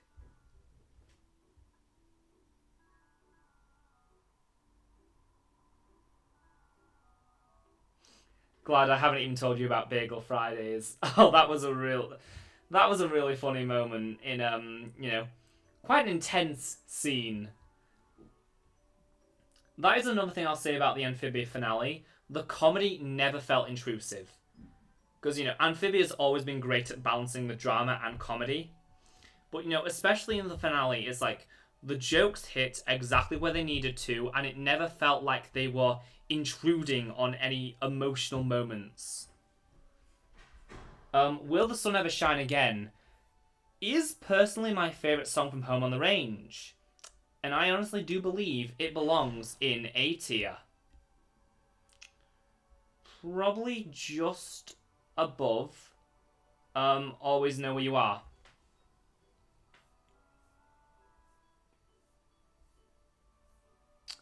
One Little Slip, aka the one thing that from Chicken Little that people can agree is actually kind of good. Definitely belongs in a high B tier. Yeah. Thing is, I have a really strong nostalgic attachment to Chicken Little because it was the first ever movie I saw in theatres.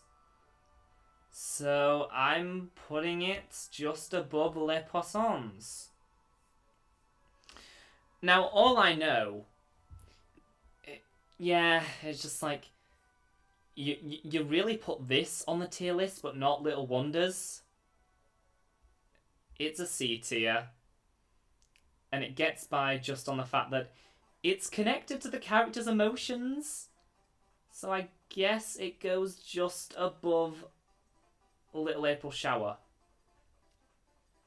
And I'm actually going to put Looking for Romance a bit higher, actually. Because that was an actual song.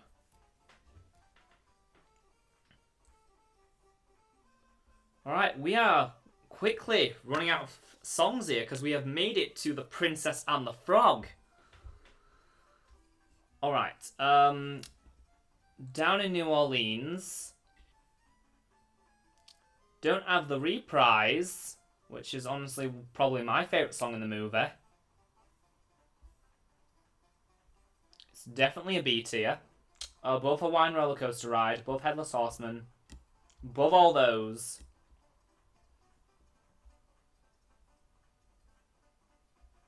Top of B tier. No, I'm still keeping Sun and Man at top of B tier. Almost There is incredible. That's an S tier. Probably a bit of a lower S tier. No. Yeah, I'll put Almost There just below Circle of Life.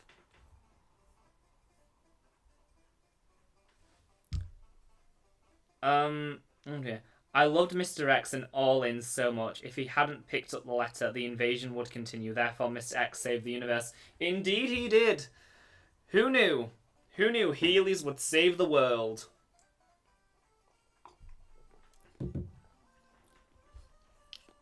Friends on the Other Side. That's an S tier. That's an S tier if there's ever been an S tier. Above Star is Born. Above that, above that, above that, above that, above that, above that. Um, probably not above A Whole New World.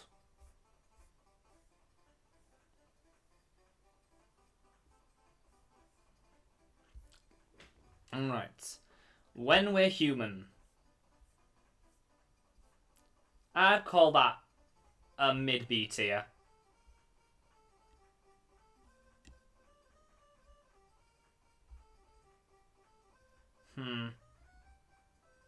Yeah.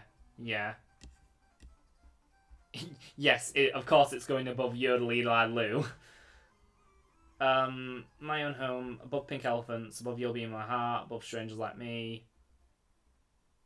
No, not above Strangers Like Me. Yeah, alright, I'm happy putting When We're Human there. Going Down the Bayou. I could technically put this in We're Not Even Going Near That One. But it's probably a mid-B. I'll give it a mid-B, and I lost it again. There we go. Mid-B.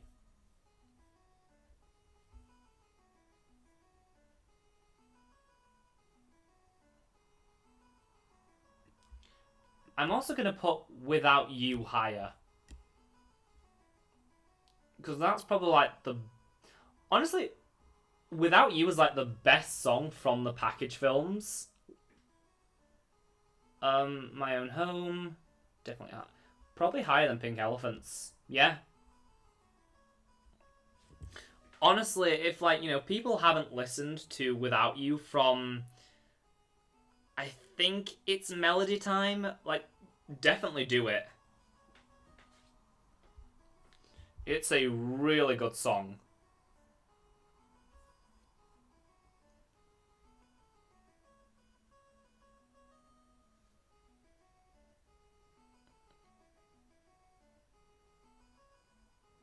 I think way too many people overlook the middle part of Friends on the Other Side just because it's slow. The lyrics are amazing. Are you talking about when he's dealing out the cards and showing both Naveen and Lawrence their futures? Because, yeah, I agree. I mean, I just love that entire number. Mi Belle Evangeline. It's probably, honestly, right up there. Well, just a little bit above. Yeah, alright. I'll put it just above Hawaiian Roller Coaster Ride. Dig a Little Deeper is an S tier.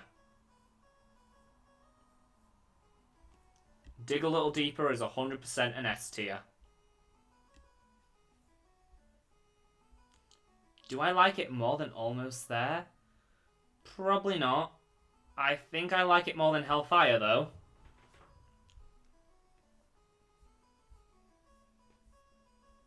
Alright. Tangled! Now we're getting to the really good ones. Well, I mean, we've already gone through all the really good ones, but I mean, like, you know, we're getting to the recent stuff now. Right. Alan Menken's last ever Disney movie. Well, at least for now. When Will My Life Begin is an A tier.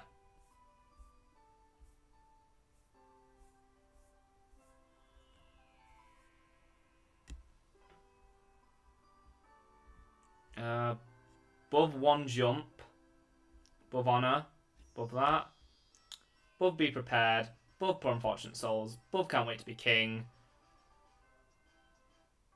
below Heaven's Light. Mother Knows Best, also known as our last great Disney villain song. That is an easy A tier.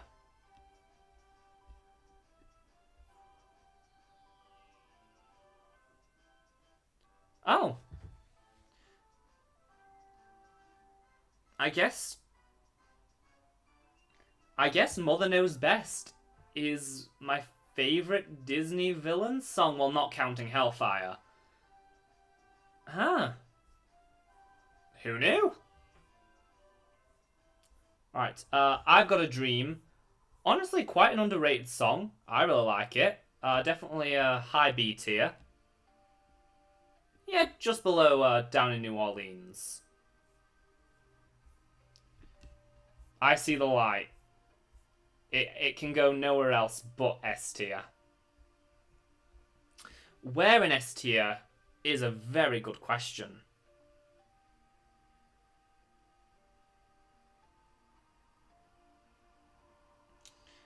I think, like, it can't go any lower than here. Yeah. Alright, we're just going to keep it there for now. It might move later. Who knows? Winnie the Pooh 2011. Nah. Where have I put, like, the original? Because it's the same song. It's the same song, just a little bit worse. So I guess I put it there? I mean... No, because Unbirthday is right... Unbirthday belongs higher on this list. It definitely belongs at least there. See, I'm editing it now, because we're getting so close to the end. I'm self-editing. Yeah, my favourite Tangled song by far is the reprise of Mother Knows Best, and it's not even here because it's a reprise. Exactly! Honestly. What is it with, like, Disney and just, like, having the best reprises that no one talks about? Even, like, When Will My Life Begin has a really good reprise.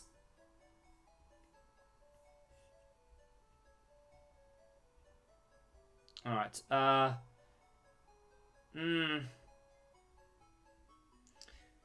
gotta be honest, just like, I'm not the biggest fan of Winnie the Pooh 2011's soundtrack.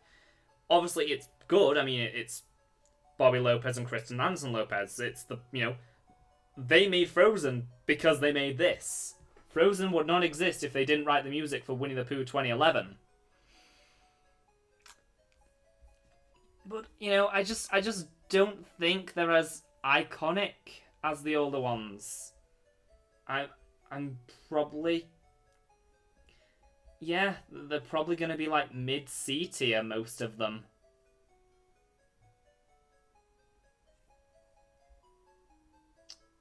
Yeah.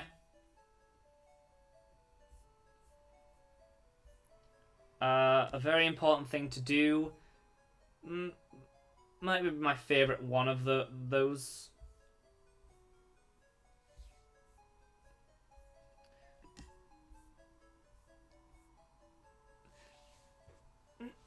God. The thing is, just like, the whole Baxton thing.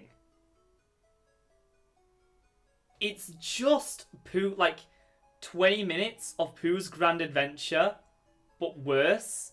Because it doesn't have any character arcs or, like, important moments. It's like... The Baxton section of Winnie the Pooh 2011, it's good. It's funny. It has the funniest scene ever in animation where they all get stuck in the hole and Piglet can't figure out how to get them out with a rope. But it is just copying stuff from Pooh's Grand Adventure without any of the emotion. And so because of that, even, like, you know, yeah, it belongs there. I mean, the Baxton song itself is good, but it's just like standard Winnie the Pooh fare. So, I mean, I guess I can put it there. It's like, it's not doing anything special that Winnie the Pooh hasn't done before.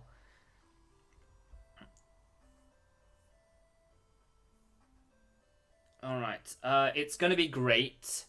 Yeah, it's just another one. I'm not really... Yeah, take it or leave it. Probably my least favourite song. from Winnie the Pooh 2011. Yeah, and then Everything is Honey goes right in there. So weird, because I do really like Winnie the Pooh 2011. I just don't like the songs. Frozen Heart. Ooh, we've started the Frozen stuff. Now's where I get to start making people really mad at me.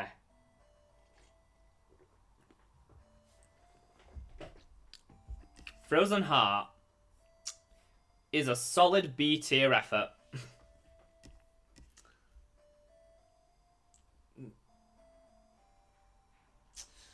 Born cold in winter air and mountain rain combining.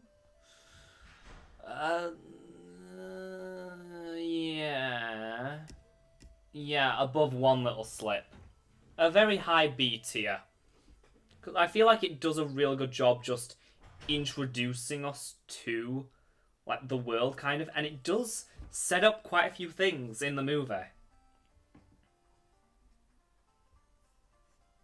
You know, beware the frozen heart. That's the whole point of this film.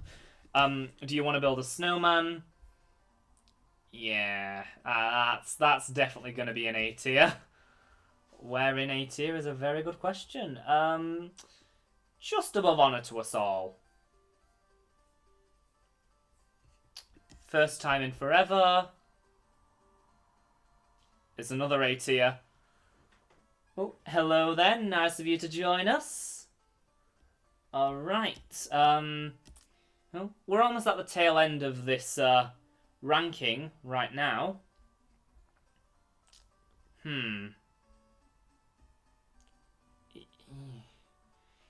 Yeah. I am putting For the First Time in Forever above Make a Man Out of You. What of it? Love is an Open Door.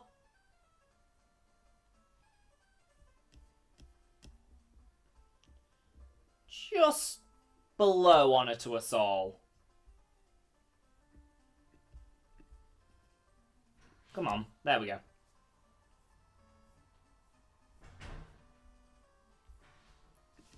Let It Go. Y'all know where it's going. Y'all know where exactly I'm letting this one go. It's too important of a song.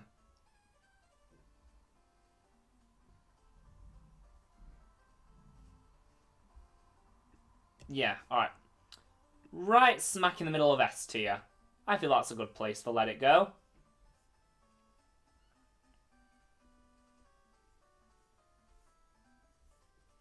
Alright, Reindeers Are Better Than People. Low B tier. Yeah, right. Just below Evangeline.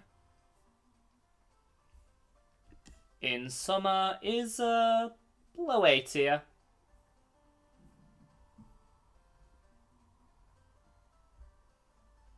I'll put it just above Heffalumps and Woozles for now. We might come back to that later.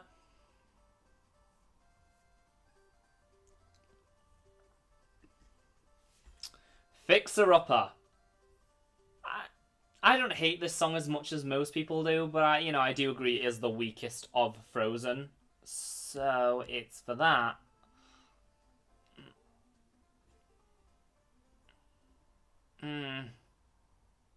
Actually, no, I don't think it's the weakest of Frozen. I think Reindeers Are Better Than People is the weakest of Frozen. Yeah, call me crazy, but it goes towards the upper middle of B tier. Try Everything, because they had the one song from Zootopia but couldn't get the one song from Meet the Robinsons. Okay, Try Everything. La la la la la. Try Everything is a B tier. I'd put it above Fixer Upper. Right. Moana, my favourite Disney soundtrack. An Innocent Warrior. Let's see here. That's definitely best of B tier. Just because, it's not too much of a song. It's more just like a background noise. Where You Are, though, is a solid, like, top of A tier. And I've missed it again. I am gonna have to get a mouse because, like, it's really annoying scrolling up on this. Like, there we go. Alright. Yeah. Just below, just around the river bend.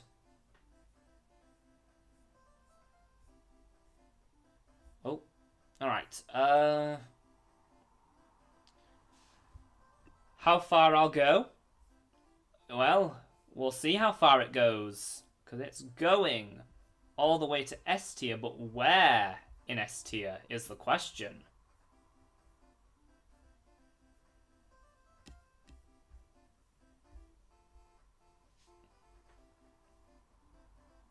Above Let It Go, above Hellfire, above both Princess and the Frog songs, above Circle of Life, above Gospel, above Beauty, above Perfect, above Once Upon a Time.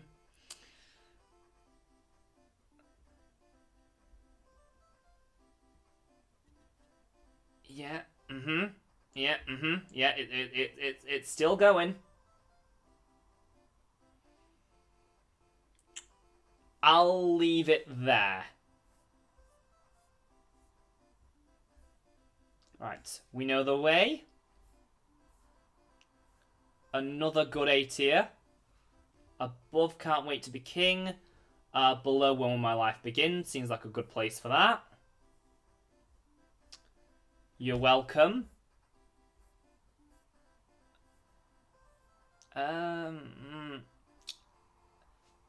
Yeah, quite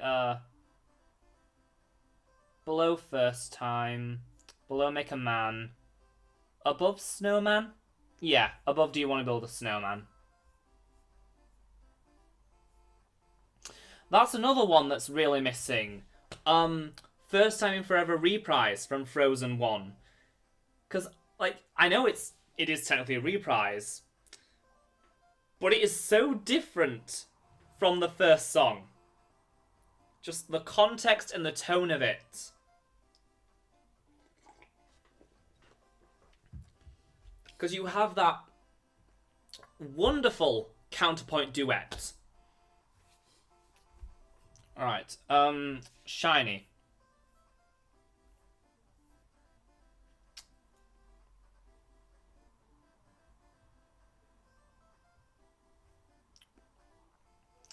Shiny. Better than Tomorrow Day, better than You Can Fly, better than Hi Ho. Oh, better than that Winnie the Pooh one. Shiny. Better than Birthday Song. Yeah, alright, we'll pop it right there. Lower end of A tier.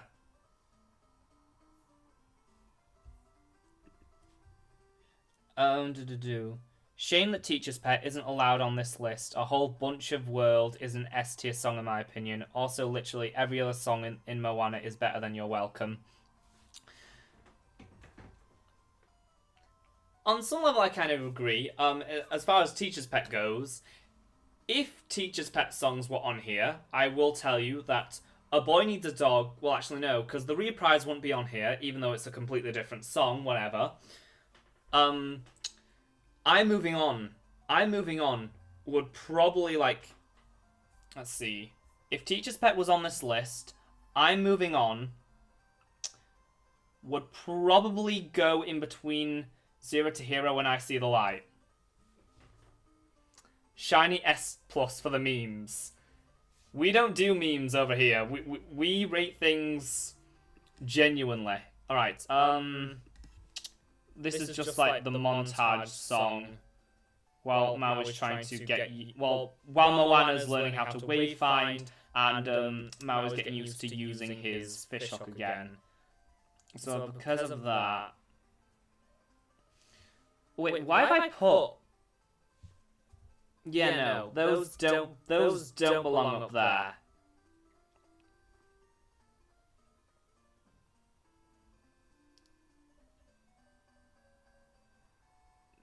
They definitely don't belong up there. God. Thing is, it's Moana. Like, the music is so good, but it's like the... Alright, we'll do a compromise for now. We'll put both of those down here.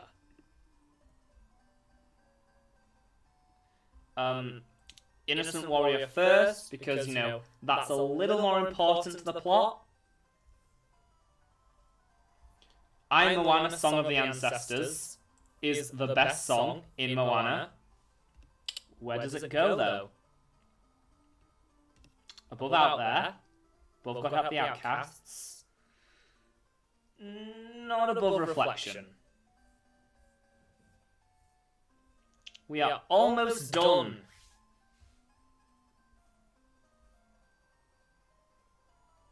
Hello, I'm freaking out on the new episode of the Owl House show. Well, no spoilers, because ain't seen that yet. As I said at the beginning of the stream, Vicky is coming over tomorrow, and we are going to finish off Season 2A. So we're going to be watching Knock Knock Knocking on Hootie's Door, Eclipse Lake, and Yesterday's Lie, which by that point means they'll be caught up to where I am, and from that point on, we're watching new episodes together.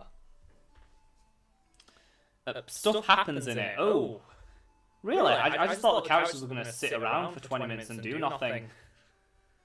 That was a joke. That was a joke. I wasn't actually being... Know Who You Are. It's a really good song, but it might be too short to go into S tier. I'm putting it above Where You Are, though.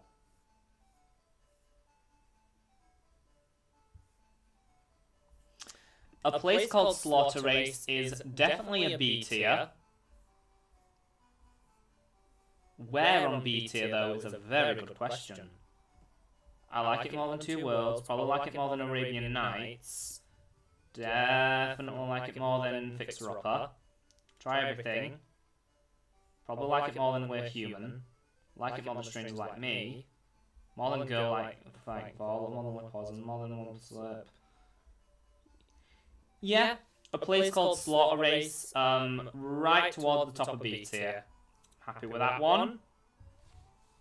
Alright, we'll just do Big Hero 6, because it's randomly at the end here for some reason. Immortals.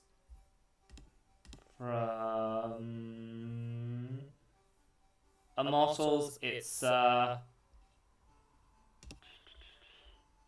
just below. Just below A Place Called Slaughter Race. Right. All we have left now is the Frozen 2 songs. All Is Found. It's definitely a high B. High B. Alright, I'm comfortable with that. I will put it just above Frozen Heart. Some Things Never Change is an A tier. Definitely above Shiny. Yeah, I'll put it just above Shiny.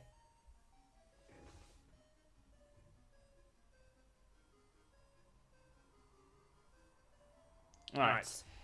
Into the Unknown.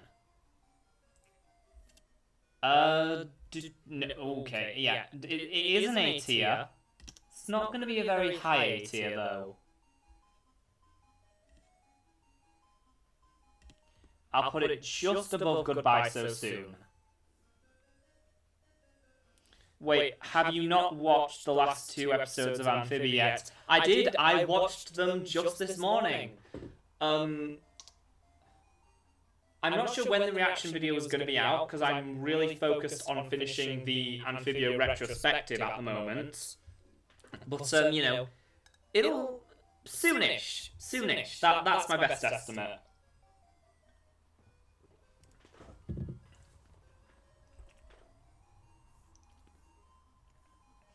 Right. When I'm older...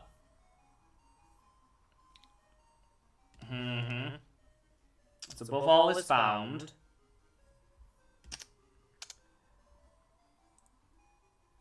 I'm sorry. I'm sorry, but I'm putting it above Immortals and Slaughter Race. Not above the Mob song, though.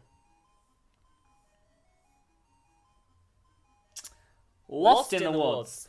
Like, the last 3 Frozen 2 songs are like some of the best. All 3 of these songs are going in S tier. Absolutely adore Lost in the Woods. Probably not a very high S tier. I'd say just below Friends on the Other Side. Show Yourself is the best song in the entire Frozen franchise, and I'll fight anyone who disagrees. Yeah?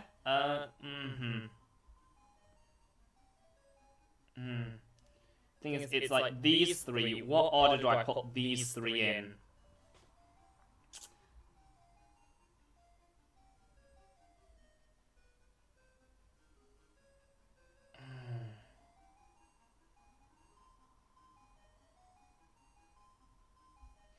Reflection is really short. If that's how I have to justify this, then I will.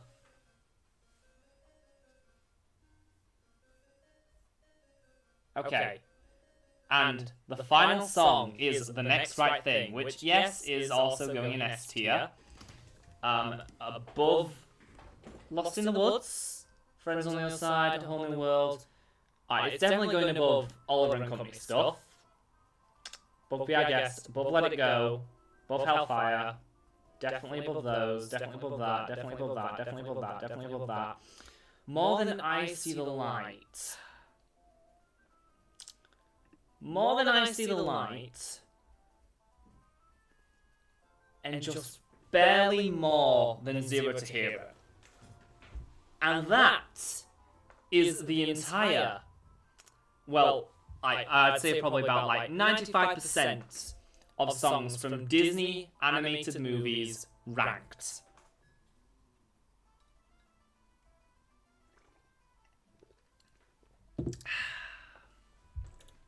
So let's just go down and we'll see. We'll see if any of these change, or if anyone wants me to listen to any of these songs, like maybe some that you think if I listen to them again, I might put them a bit higher.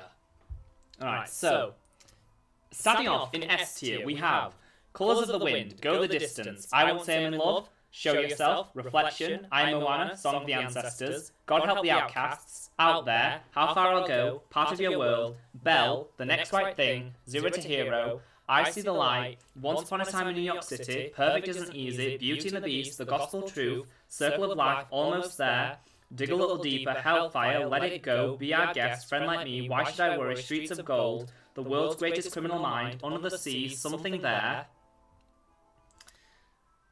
When You Wish Upon a Star, A Whole New World, Friends on the Other Side, Lost in the Woods, Once Upon a Dream, Bibbidi Bobbidi Boo, Wonderful Thing About Tiggers, Goodbye Feels Like Forever, No Way Out, Star is Born, and then, alright, are there any that I want to move around in S tier?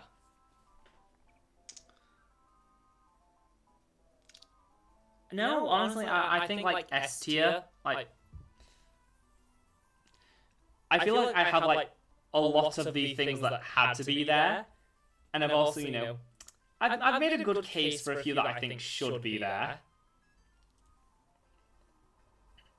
Alright, moving on to A tier, we have Just Around the River Bend, Know Who You Are, Where You Are, Mother Knows Best, Bells of Notre Dame, Heaven's Light, When Will My Life Begin, We Know the Way, I Just Can't Wait to be King, Poor Unfortunate Souls, Be Prepared, For the First Time Forever, I'll Make a Man Out of You, You're Welcome, Do You Want to Build a Snowman, Honor to Us All, Love is an Open Door, One Jump Ahead, A Dream is a Wish Your Heart Makes, Kiss the Girl, Gaston, Bare Necessities, Bella Notte, Prince Ali, Someone's Waiting for You, Love, Baby Mine, Cruella de Vil, He's a Tramp, Into the Unknown, Goodbye So Soon, Higidus Figidus,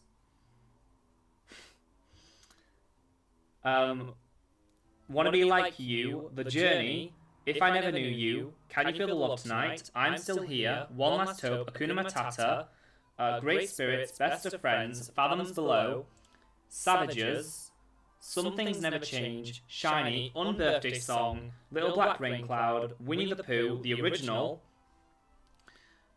Oh dear. Will the sun ever shine again? Always know where you are.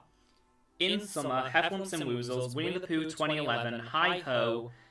Everybody wants to be a cat, you can fly, tomorrow is another day. Any that I want to change in here, or any that you guys want me to reconsider. Oh, we'll wait now, see if we get any responses. I'm just gonna look over this, see if there's any that I might want to change.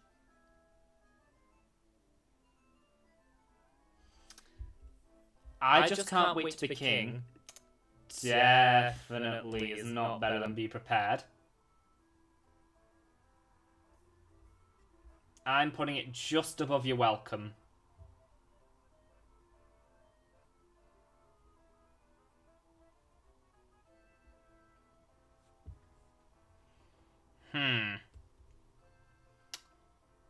You know, I think I'm quite happy with how that turned out.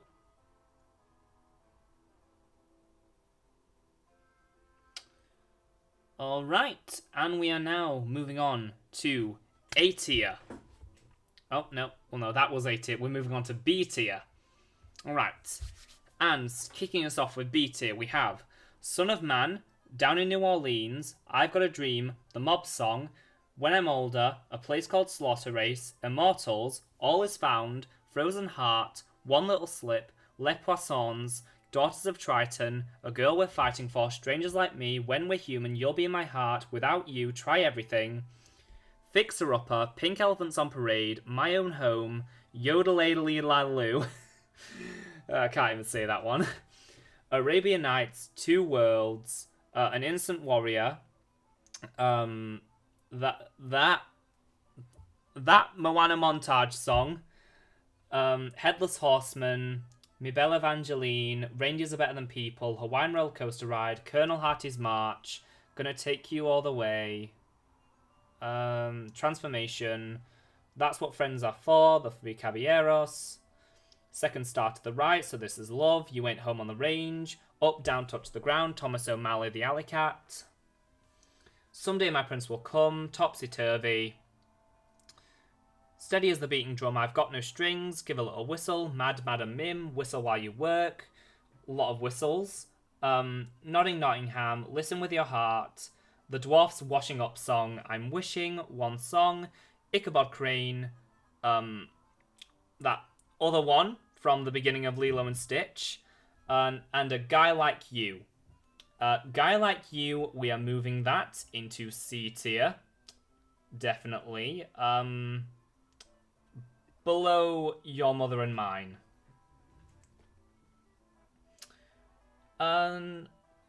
Yeah, I think I'm going to do the same with that one as well.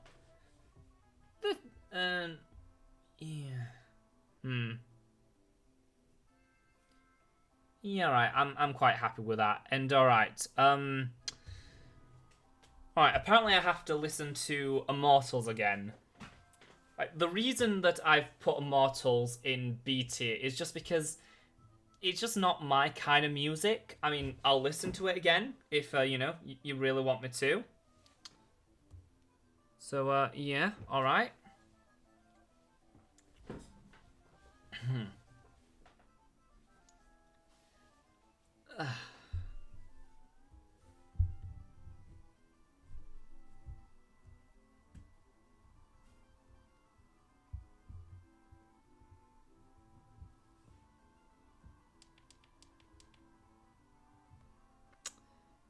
It's 4 minutes long. You people really want me to do this? Okay.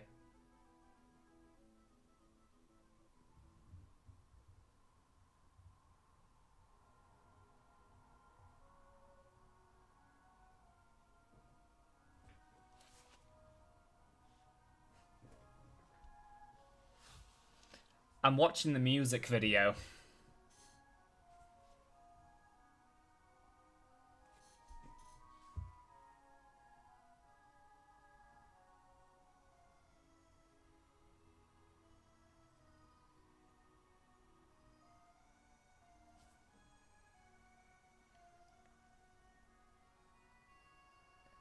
It takes a really long time to get to the song.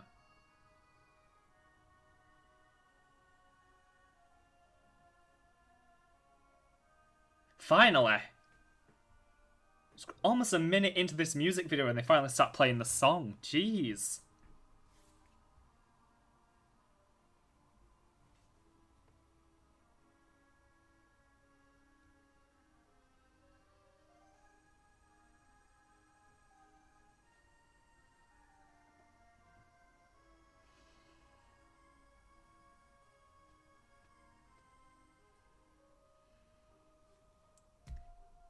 It's a good song, it's just not my thing.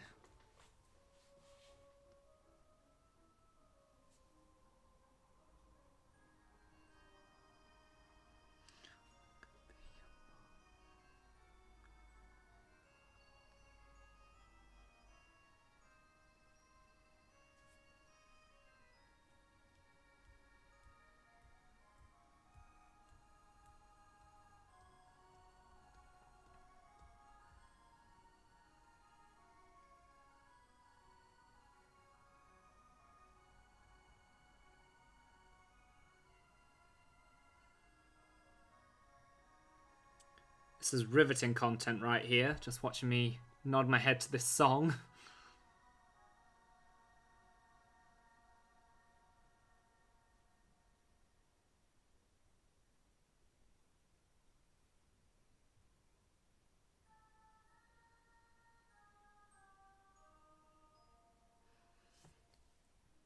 It just isn't my style of music. I mean, like, you know, as you can probably tell by this, I prefer musical theatre, you know, very theatrical, like big band Broadway style numbers.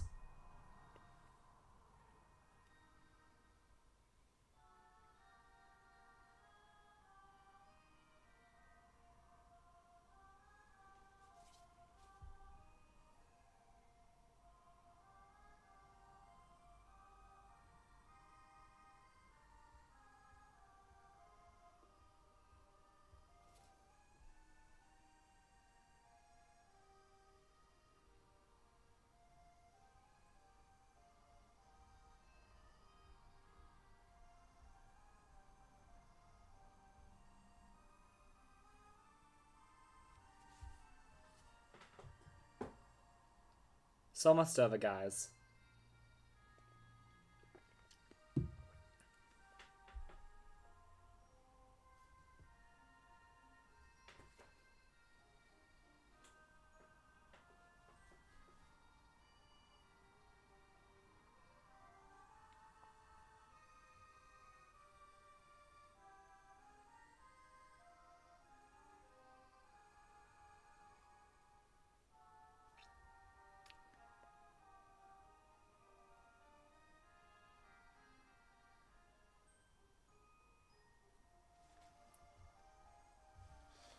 Oh, okay. Alright. Oh. Hold on. Let me just get back on the stream. Alright. Okay.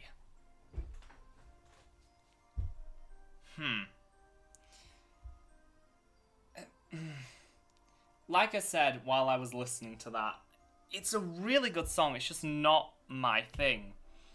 But, you know, just for you, I will move it to above when I'm older. But, you know, that's as much as I'm budging, I'm afraid.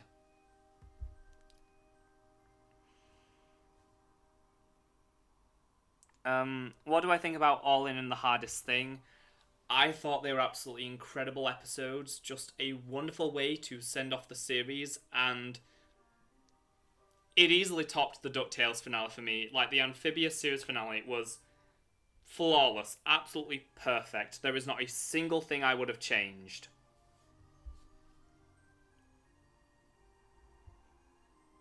Alright.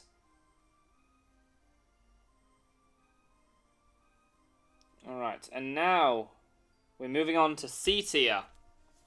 Alright, so we have Your Mother and Mine, the two songs I just moved from B tier, Welcome, Rescue Aid Society, On My Way, A Rather Blustery Day, Work Song, In a World of My Own, Little Patch of Heaven, Good Company, Rumble in My Tumbler, The Aristocats, Dalmatian Plantation, What is a Baby, I'm Late, The Merrily Song, All in a Golden Afternoon, I Wonder, A Pirate's Life is the Only Life for Me, Following the Leader, Looking for Romance, The Baxon, A Very Important Thing to Do, The Tummy Song, Everything is Honey, It's Gonna Be Great, It's What Makes the World Go Round, Trust in Me, All I Know, Little April Shower, True to Your Heart, Mine, Mine, Mine, Mind Over Matter, but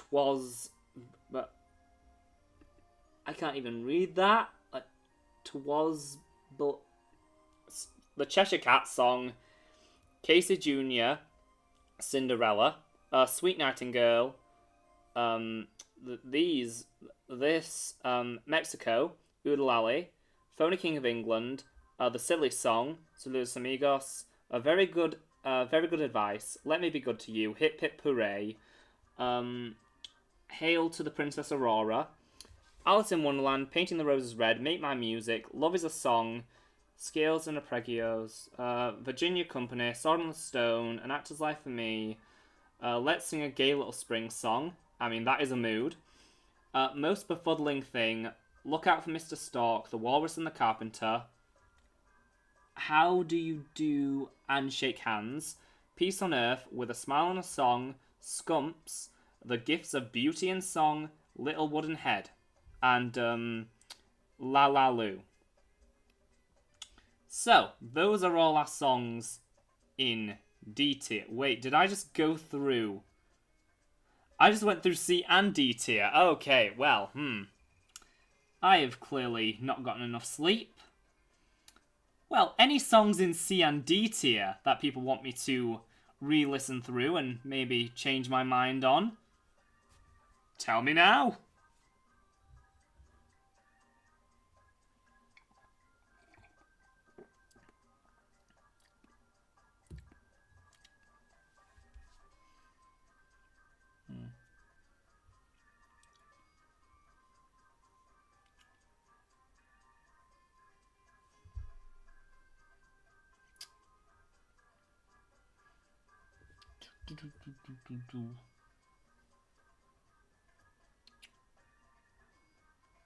Alright, it seems we don't have any objectors to this ranking.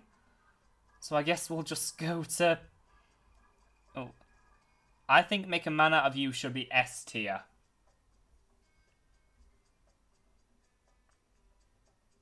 Where'd I put it? I put it in A. Put it in A. I put it quite high in A.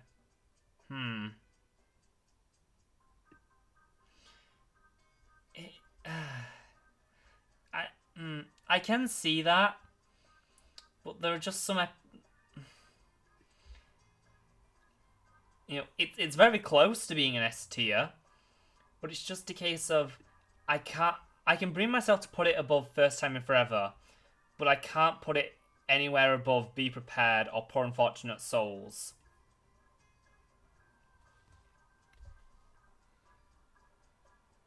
Be Prepared is also an S tier in my opinion. Well, if I move Be Prepared to S tier, I have to move Poor Unfortunate Souls. And if I move Poor Unfortunate Souls, I have to move We Know the Way. Then I have to move all of these into S tier. If I do that.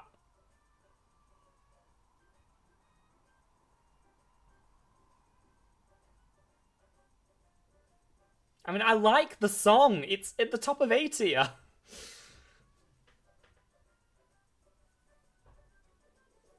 Alright. Okay. Also, where would I put the Encanto songs? That's a very good question, because those are not on here. Let's see. What else can I do? Would probably go in between Reflection and I Am Moana. Surface Pressure would probably go in between How Far I'll Go and Part of Your World. Waiting on a Miracle, probably in between Zero to Hero and I See the Light. Dos Oruguitas, probably in between Beauty and the Beast and The Gospel Truth. The Family Madrigal, probably in between Goodbye May Seem Forever and No Way Out. And, God, what is there another I'm missing? Columbia Me Encanto would probably end up actually being quite high on the B tier. Let me think. Family Madrigal, Columbia Me Encanto, Waiting on a Miracle, Surface Pressure. We don't talk about Bruno. oh no! I almost forgot about like the most popular song in the movie. Oh, the most popular song Disney has ever made. We don't talk about Bruno. Let's see. If I put Family Madrigal in between here, we don't talk about Bruno. Would probably go in between Hellfire and Let It Go. Probably.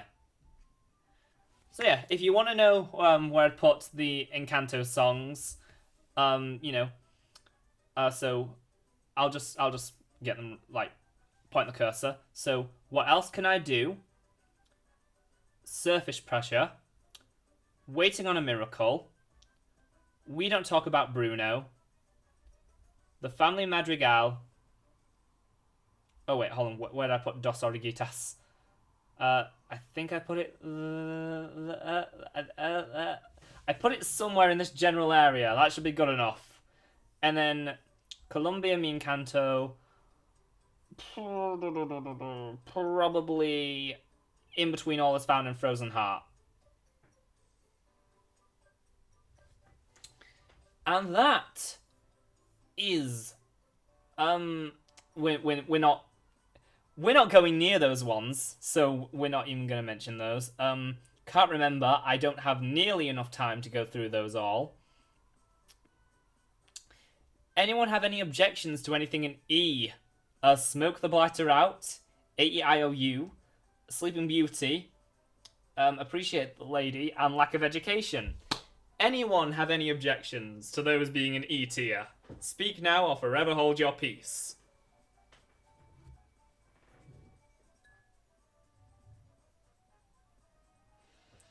All of them except one are in S tier. You really love that movie. I mean, I don't make 40-minute videos on, like, films that I don't like. Yeah, I mean... Well, thing is, when I said Moana was my favourite, like, Disney soundtrack, you should have been able to figure out that, the other Lin-Manuel Miranda musical would end up in S tier, mostly. Actually, well, the thing is, I haven't even considered, like, if Encanto is my favorite Disney soundtrack now. Because I think it will be a three-way tie between Hercules, Moana, and Encanto. That's like the conclusion I'm reaching today.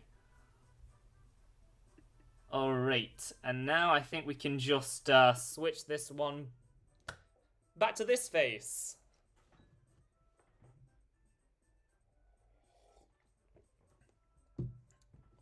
So, I don't know. I'll probably keep it going for like the next 10-15 minutes, answer any remaining questions, then I will probably end up getting back to work on the many projects I'm currently working on.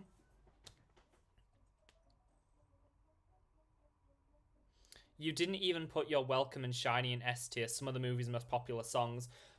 Well, I mean, I wasn't ranking them based on the movie's popularity. I was ranking them based on what my personal feelings towards the songs were. And, I love Shiny and You're Welcome. I just think there are quite a few songs I like better.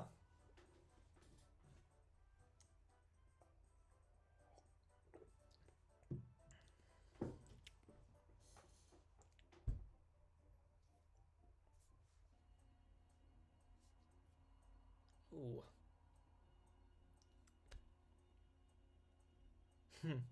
Fair enough. I agree with nearly the entire list, but I would 100% put Shiny and Prince Ali in S tier.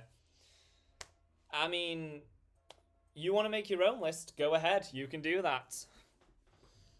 When do you think Disney will go back to lore-heavy shows again after Owl House ends? I mean, I don't necessarily think they're going away from lore-heavy shows. I just think they're going to be on Disney Plus now rather than Disney Channel. Because, like, you know, I think, like, the Moana series and the Prince and Tiana, I think those are going to have some lore to them. I think those are going to be quite, like, you know, story-driven, emotional epics, like, to the same level of Tangled the series and Big Hero 6 the series' first 2 seasons.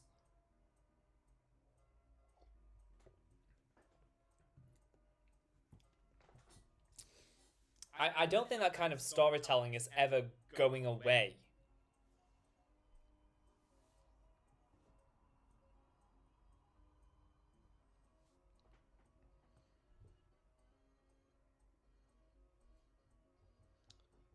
Listen to some of that Donald Duck Going Quackers music.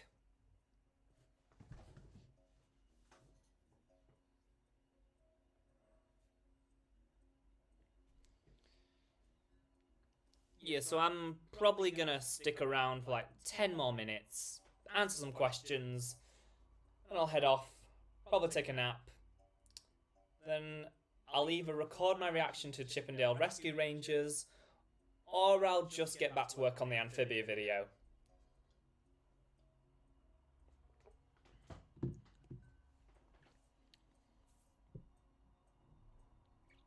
When do you think we'll get a new Darkwing reboot officially? They're probably going to end up announcing it at like Comic-Con this year or something. Like, when is San Diego Comic-Con this year? I don't know. It's the Darkwing Duck reboot is probably going to get announced this year, whether it's a continuation of DuckTales or a mistake. Because those are pretty much the only two like possibilities here. It's either a continuation of DuckTales or a mistake.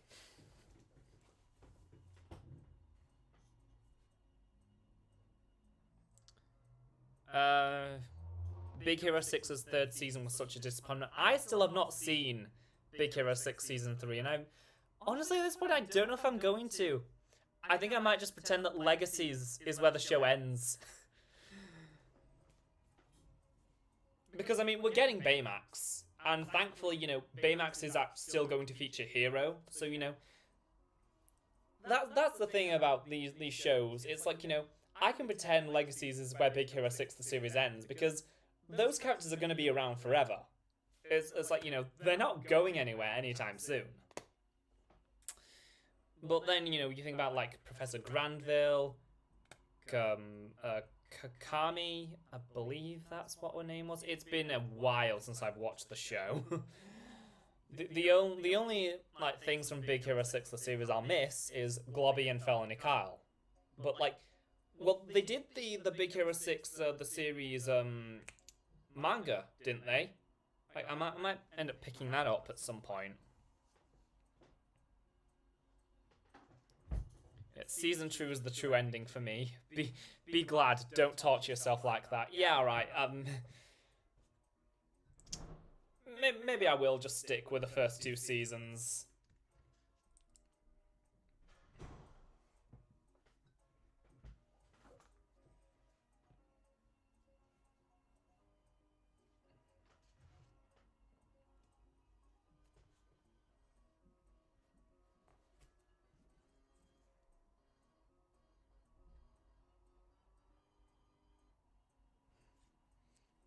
Little baby.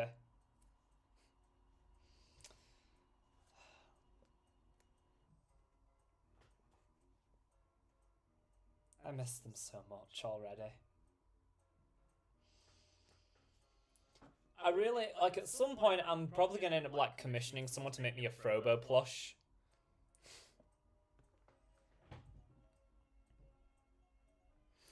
Rescue Rangers is such a reactable movie. Yeah, that's what I'm hoping, because I'm going to lose my mind watching that movie. It is going to drive me insane. Like, Chippendale's Rescue Rangers 2022 is going to be my Space Jam A New Legacy. I'm just, like, that movie is going to break my brain. Not anymore, she's not. She always will be in my eyes. Alright? Nothing happened, alright? It just like, the show ended. The show ended like a minute, like... The show ended right at the 49-minute mark of All In, where we're all happy, everything's defeated, and, you know, everything's fine, the music box is still fully working, you know, everything... That's it, you know? That's where the show ended. Like, the hardest thing didn't happen.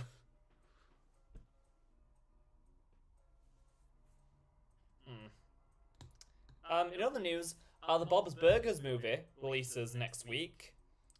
I'm really hoping that it is going to be around near me, because I haven't seen any promotion for it anywhere in the UK. Which is kind of concerning.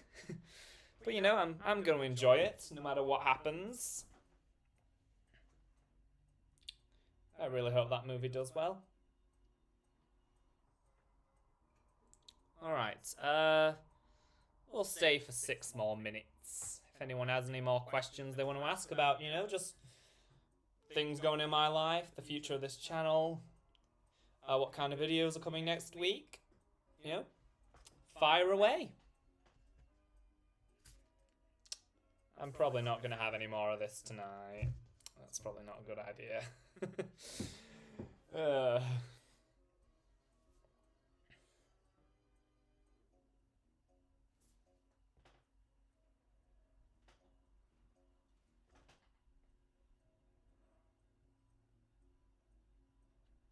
Got a bit of dust on this pride pin.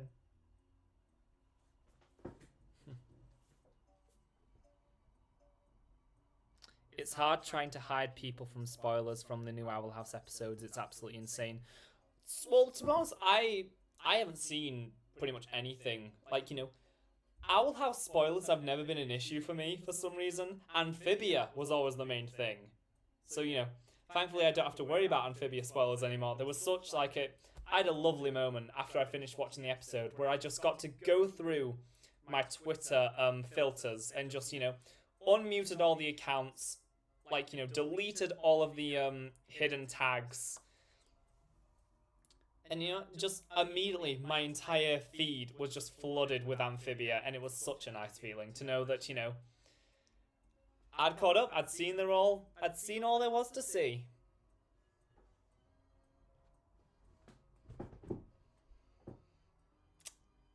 You can't tell that I was crying this morning over cartoon frogs that joke about death.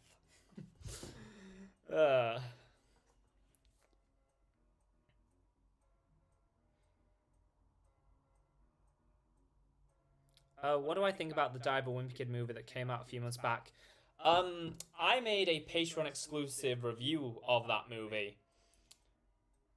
I mean, everything in it just felt like a really poor imitation of the live action movie.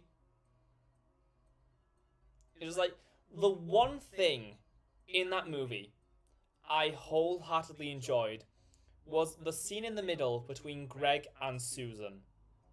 Because it was trying something different.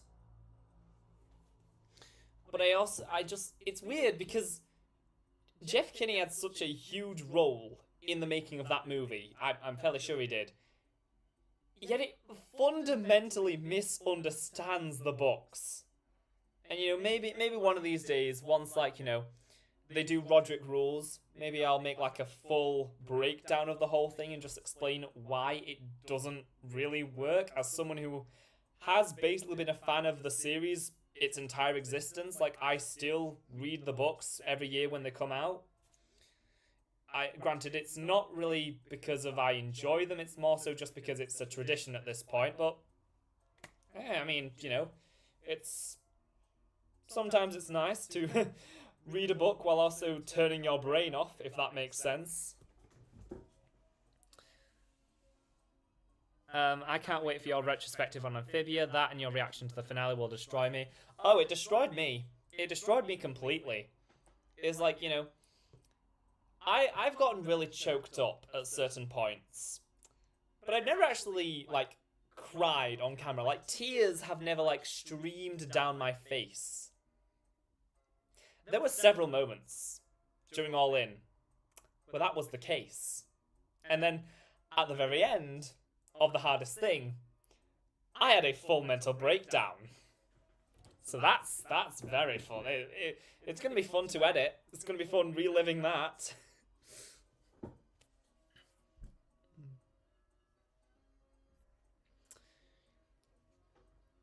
Gotta be honest, it is kind of... As sad as I am Amphibia is over, there is also kind of this relief because it's just this huge workload has just been lifted off my shoulders because now I only have to focus on the Owl House in terms of reactions and the Ghost of Molly McGee. But basically, once me and Vicky are fully caught up on the Owl House, that's when I'll go back and do the rest of the Ghost of Molly McGee Season 1. Because I'm kind of going to be taking a bit of a hiatus from, like, new reactions for a while, just because the process has gotten incredibly stressful, and it's, you know, it's making me less passionate about making the video essays, which is what this channel is supposed to be. But, you know, that's something for me to worry about. Also, with, like, the new job starting on Monday, you know, I am going to have to start kind of cutting back on the content. So it's like some of the videos I had planned, which were, again, going to be like full series retrospectives, I've had to like scale them down a bit. So I was going to do a full video on like Kim Possible, go through all 4 seasons. Now I'm probably just going to do a video talking about So the Drama.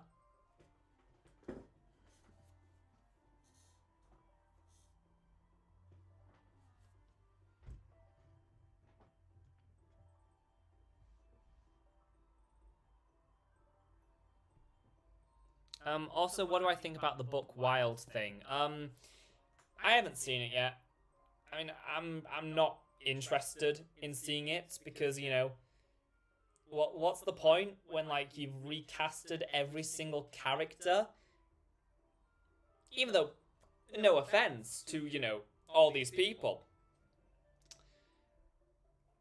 But aside from John Leguizamo, mostly because of Bruno, none of these people are big stars anymore. It's like, if they wanted to, they could get them. Like, you know, that's kind of a thing, really. It's like, a lot of these animated franchises from the 2000s that are still going star celebrities that aren't really relevant anymore. So, I mean, like, let's just think. Shrek, you know, Shrek. Mike Myers, Cameron Diaz, Eddie Murphy, Antonio Banderas is like huge names in the 2000s. And now, like, they don't really do much outside of those characters.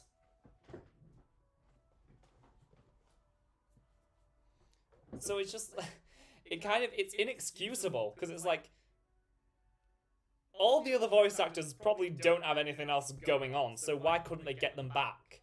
Why did they have to get, just, like, really bad imitations? Like, I'm sorry, Disney's, like, usually do a decent job getting, like, imitations for their smaller projects. This was not one of those times. Every single character just sounds so off. And it's not like an off as in, like, The Legend of Tarzan, where it's like, it's obviously not the original cast, but, you know, they're still bringing their own spin to it, they're making it their own. It just feels like a reanimated corpse, and it's just kind of uncomfortable to watch.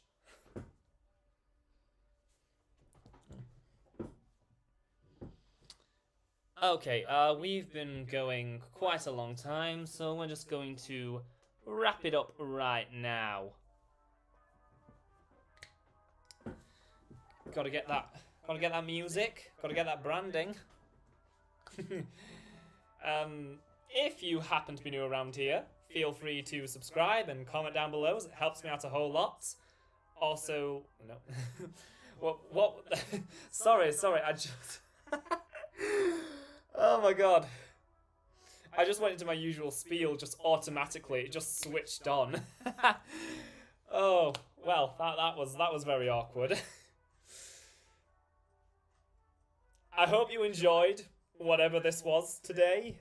You know, I will be back sometime next week. Not sure when, because obviously with me starting my job, it's gonna get a little harder to schedule time, like a regular time for me to do these streams.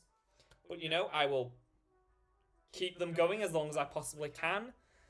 If you have any suggestions for what you want me to do next week, be sure to leave them down below. I'll take a look at them. I'll see what I can make happen. But yeah, that's pretty much all I have to say today. So, thanks so much for watching, folks, and I'll see ya real soon.